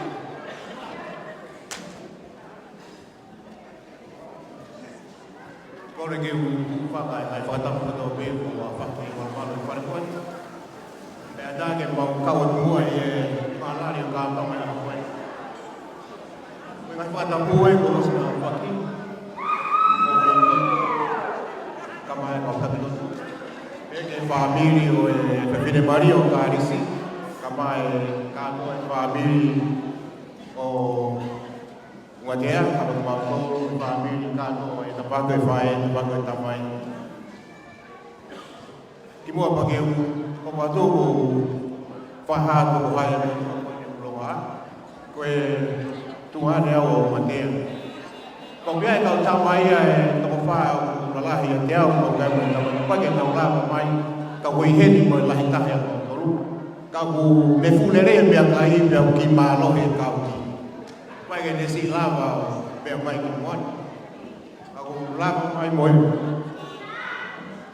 và nấu cái phai ăn của cái màu cao nga cao cái mà là để ăn cái này, cái màu phun ngon thì ui, ta lung ai family này này cái family ông anh cái màu tangu tu beo sio, phana mai hoa, cổ bao bê cái cao cái ta lung à, cổ bao cái tu kiểu lung à. Na Paula va mai mono Tonga na uhebe mo na toro si Cinderella mo Faimana kama soana mo pen na tara mai ko pau pe itu galong ke tau kau he ka Tonga e foki mo lava mai mi asteria mo fana o Tongatapu ko siat yani alusi mo emerine mai ki fana ko ni mi Amerika mo si lava mai ke tau kau nga ngai fata koe cái hambe mau tau mai ha to kona ki tau nga siu mau mafanga behene o tala mai angolo o kamata be o talunga he pone pe o se atu ha ke posa bate to ta mai siu ko talunga posa bate pe ta ke siu ko taria ke aholahi ka te hola ba ke Amerika bongbong pe o ke ahoni tamai siu o ko te kau pe ta lunga ahoni pa ke mana tu te to foki mai be tau fo o ko ke ilo pa ko ha u hinga fo fe kau siu ke to foki va be mai tau fo ka te tala ngo fo be ya o ko ke ha mau ta ne ta lunga lai foki te ta lunga ya ne ke Amerika ko ki si o to ke ta ka ku mau loto pe ho ke ne fai mau ta lunga pa mahalo ko ni toki ta lunga ni tare ku eva ki ai mo te ke sio ta lunga pa ko aluan ni ke mau vai ko tok tra fa ne he mo tuani ko ma ko over ni mo fulu pe ko lo to pe tamba he hoa ko seni tie ni ta lunga e fo ki pe ke unga tea mo fa nau kama Taufatofua fine una uhe mo na tolo ke fakakato ke hona fatongia ke tafaki a Kalisi mau to anga to ngai fai ai ko tek tek mau talunga o ku fa kien ni mafe ko re tu ni ke fanga to ko ko to ko lo motua ko lo fala hola tau tai men tu afat au ko re ko seri talunga ko le mo ki a naki tai ne lahi a te ke me mai o taria seniti tarua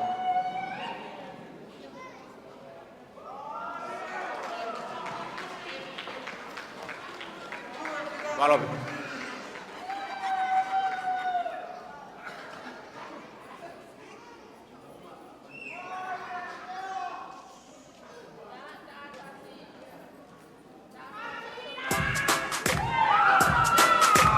DJ Harry.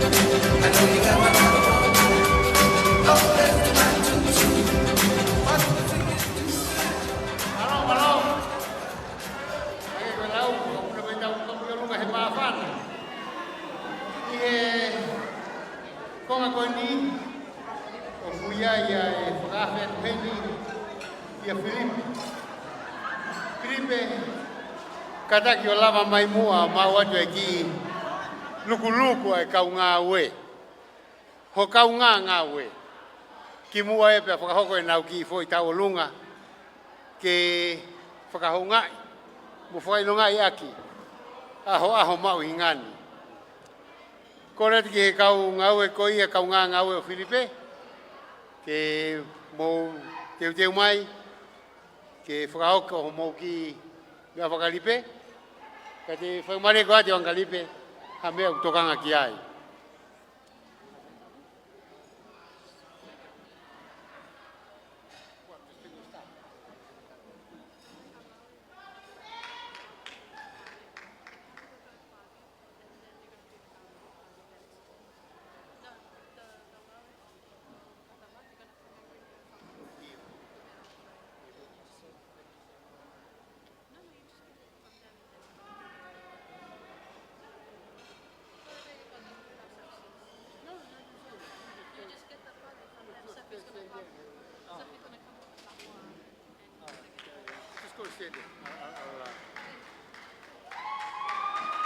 Koret ke kau ngau koe kau ngau Filipe ke mo la mai o mai mo ki mea fa.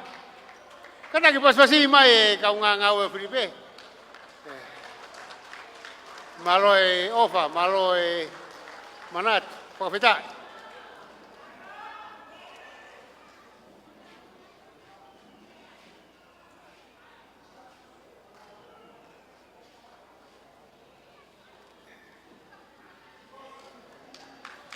Kana ke pas pasi mai kau ngau no Filipe.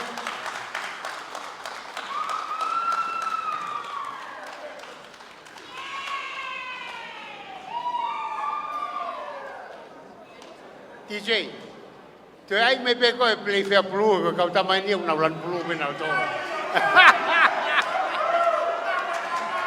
Malo apa?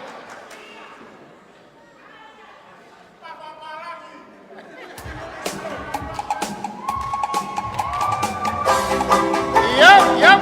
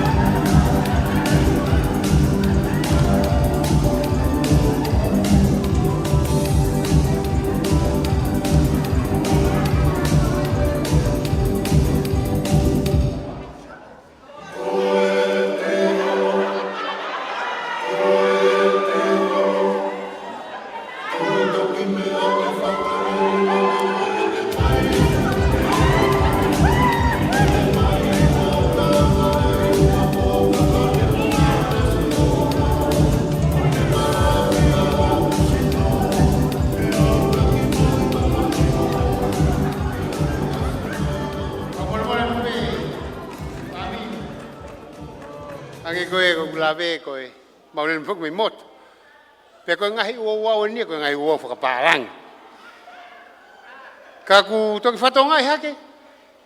Nei te ki ai ki whakahoko e mau ki talamonu koe ki whakahoko e heongo mea mali. Pe koe tous koe ia he hiri koe o wau e keke. Pe whangamali e koe ni ko kore mua ki he hongo mea mali ki a Filipe mo Kalisi ki na lama mai ki muani. Ke whakahoko ai ki o wau koe ia e taramonu pe koe tous koe ia. Pe a hiri pe koe ia. Pe a wanga ki whangamali ka naua ke whahana ki lea whakamalo. Ki mua pe atoki whakahoko a e lea whakaosi e atu naisa Taufatofua. Kanaki pasipasi mai a Filipe pe mo Kalisi.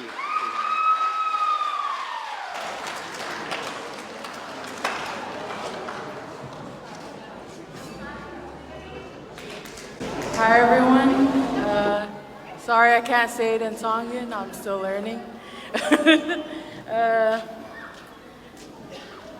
Well, I guess from today on, my name is Kalisi Sispa Taufatofua.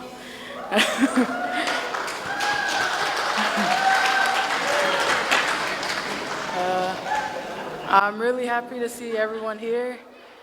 So grateful to know that everybody that could make it from overseas made it, knowing that it was very last minute as well. I'd like to thank my family, my household. That's my parents, my mom, Likuone Tupowata, and my stepdad, Simote Tupowata, and my siblings, Elena, Elitisi, Inoke. My brother couldn't make it, but he sent his daughter instead, Susana. And my auntie Sue, she's somewhere. But I'm really happy and grateful for you guys all for coming and helping with everything. And I'm really grateful for my in-laws.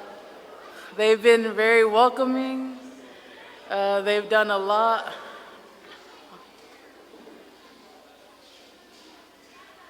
And I'd like to thank my mom for helping me with the speech.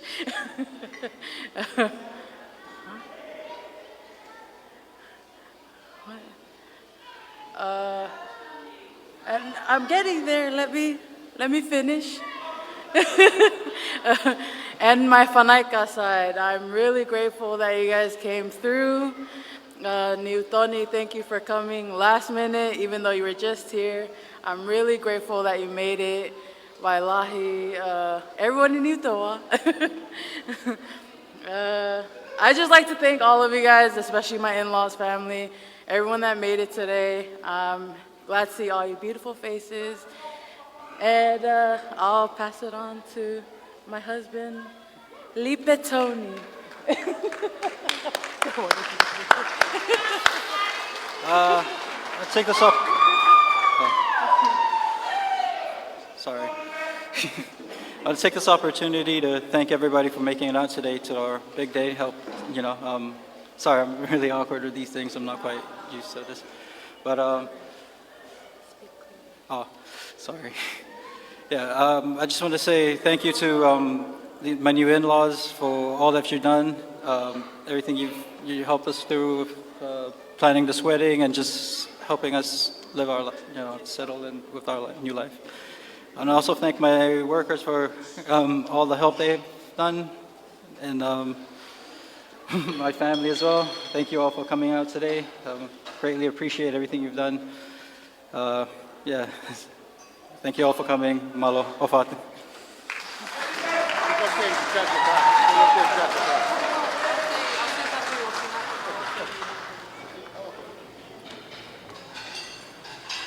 Ko kore atu e whainga mari e koe ni ke mou ki mea hake ki olunga. Whakawhono mou ngahi ipu, pe koe tiusi, pe koe waine. Ke tau whai e ki tala monuma e ongo mea mari hina i kai ki whakahoko ia. Ani nahi hire a keke. Please be upstanding and judge your class.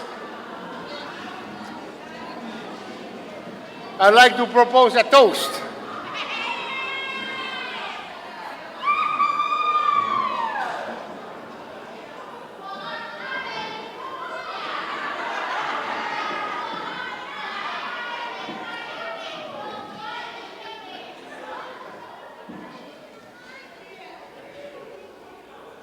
To Filipe and Kalisi. Cheers.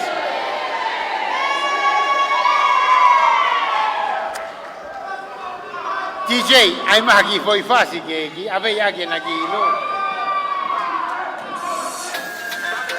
Patrice again. Yes, sir. You go kill it with the wine, girl. Kill it with the wine, girl. Sure. Splash. Body wet up. Wet up. Body man them to go. Drip drop on a wine and go. Body wet right to the baby. Splash. Body wet up. Wet up. Body man them to go. Drip drop on a wine and go. Body wet right to the baby. Like now I make my body pause. Cause them want me single, single. Them man want me mingle, mingle. Where you are? Who's this? Want to taste of a sweet, sweet juice? Hey, I go give them the wine, but you have to work for this ride. Body wet up. Wet down to the man them to go. Lift up when I wine and bubble. Body wet like the bar. Halo, halo. Kita mari koni. Kewange ki ko vine o Filipe. Kasiu ko kifino mlu akotu pe ni me haano. Ni fai to haki whakahoha.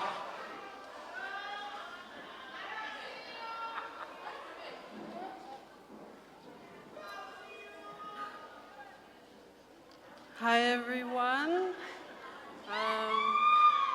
Ko hoku ingoa ko siwe Lupe. Pa koe little sister wa Anthony. And I just wanted to say something on behalf of my mom and my siblings, for the two newlyweds and for everyone here today. First of all, I just want to thank you all for taking the time out of your schedules to join us today on this special day for the two newlyweds. And just a short little story about my brother. If you knew Tony growing up, if you knew Anthony growing up, he was always the one who swore off marriage, always saying that he would never get married or anything. And look at him now, he's the first one out of all of us to tie the knot. Looks like things changed.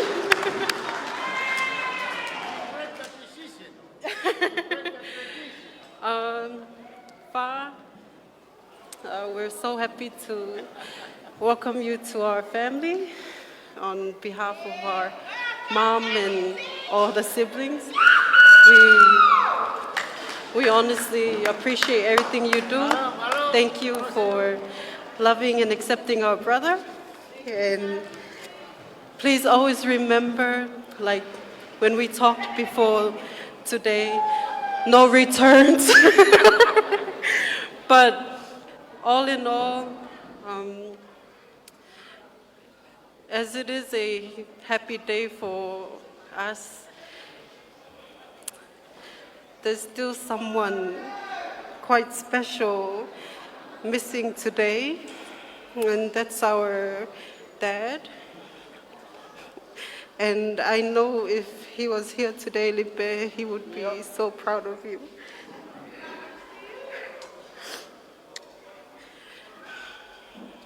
He was always the first one to crack jokes with you, but like, I know he's very proud of you. And Fa, welcome to the family. We love you and can't wait for more adventures with you. Ofatu. Thank you, everyone. ¿Qué pasa así, Masio?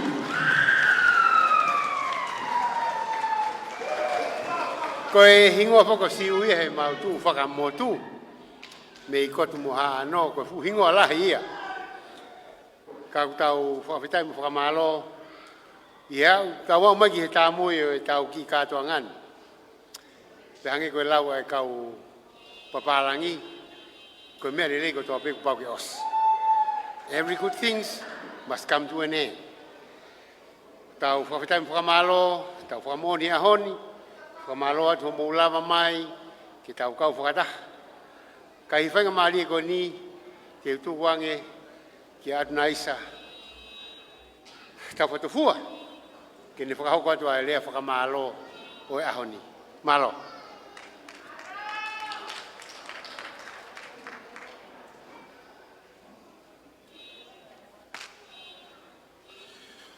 Tapu ke o tua mafi o ne afio i o tauloto lotonga. Tako kore ke u whakamalumalu atu e ngai tala whakatapu kakato. Nai au whakia ke kato angani. Ka tuku mwamba oka e whainga maari e koeni. Ke u whafofonga i atu ka whakamalo. Tau whawhetai ke o tua mafi i ne tofa o tau hala. Ke tau tuutarerei mai ke ahoni. O ne whakahoko e tau amanaki. Ke tau ikuna ai katoanga e ahoni. Whamalo lahi. Ke tangata i whaiwhikau te vita toa. Pe mo koloa mahuinga e ahoni. Pe ko tui koe tumutumu ia o katoa ngani. Koe Apifo'ou e kovi nā nite. Pe whakamau ki ai whare ko taulanga e ahoni. Pe whakamau. Pe koe whakamalo lo te hounga atu. Tangata i whaiwhikau. I e whakaikuna e whatongi e ahoni. Whamalo atu ke hongo whamiri. I katoanga mahuinga ko tau ikuna e ahoni. Ko hoko ai wā koe taha. Pe mo whakahoko ka inga ko tau whakaikuna he ahoni. Uea au whalahe atu ka teki mou tolu. Kau mai maheni. Mo ki mou tolu kotoa pēna mo wongosia o mea mai he ahoni. Ko tui, ko mone ai rea au taka he whonua. Ko na panga maria e mea hono kotoa. Pe uea au whalahe atu ka teki mou tolu. Pe uea kore whakamore atu. Ka pa uea hatono unou. Tau hufanga atu pē i he lotu ko tau ikuna he ahoni. Pea tala monu atu. Filipe vea Taufatofua. Kau maa Kalisi. Fanaika Taufatofua. Koe whare ko langa e ahoni. Hange koe koloa ko whakainasa ki moua he tangata ki whaiwhikau. Koe maka tuu lawi koanga. Ka ko sisu Kalisi. Koe ai maluanga. I e mea kotoa pē. Pe moe tumutumu e fuoloa e whare ko langa Filipe. Kono moni ko hotala ngofua. Pe hea e mea hano kotoa pē. Ia e o whanaet ka teki mou tolu. Ka tau ka tutuku he ahoni. Mo mea atu mo eiki. Hoka te ngahi fua whatongia he ngahi tapa ke kehe funga e mamani. Mo tolu mo mea atu ki muri. Mo tolu fua kutu atu i tongani. Tau mātuku pia me lau maari e maanu ni lewe malanga. Kau tatau atu. Kataki tō ki paspasi mai a naisa Taufatofua. Hange peko kulawe ne nai. Ko tawa o mai ki he tā mui o e tau katoanga e ahoni. Pea ku whakawhiawhia. Ko e tau kau whakataha ki whakamoni. Ai aho mahu inga o Filipe. Pea mo Kalisi. Pea ko kore whainga maria koe ni ki he whaiwhikau. Ki a losi koloa. Ke ne whakaosi. Ai tau katoanga mo e tau uau ahoni. Ki mua pa tau tutuku atu. Malo.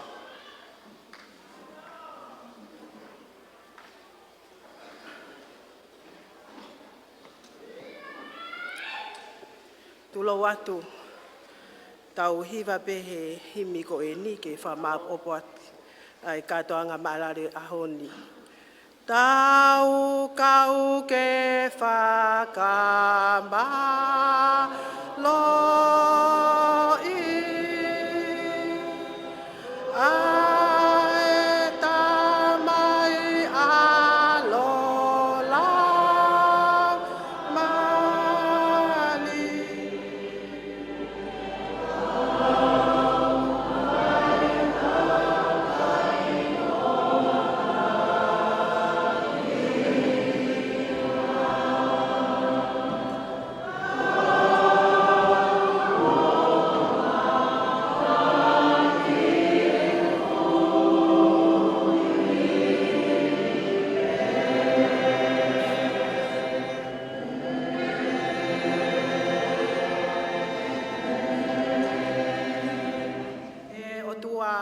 Mafi mau taua alo whataha pia moe punake koeni ke whakamā opo aki ai kātoanga COVID-19 na e kamata peia e Apifo'ou i Saione pia whai mai he tāke kina ho lau maari e maoni oni o au mai ki he wheituu la a koeni. Ka ko mau o hake kotoa pe ai fia pia moe mawava, pia moe Me ako tokotoa pe o e aho ko e ni, ke o hake pe ai whawhetai, ai koloria, pe mo e langi ki ho awhio, mau kole ai pe ho lau maari ke whao whale, ke ongo whao whamili ko e ni, pe mo e ongo whamili, ka mau ka mātuku, mau mātuku pe, pe mo e awhiona, pe ke langi ia ho hua wha, i he me ako tokotoa pe, i he wafa e tamai, mo e alo, mo e lau maari e maani oni, pe ke kelesea e ki ko sisu Kalisi, mo e wafa toa ko tamai, mo e whiohi o e lau maari e maani oni, to ke nofo ia i whakatani, o nahi leni, whai peo tai ngata. Amen.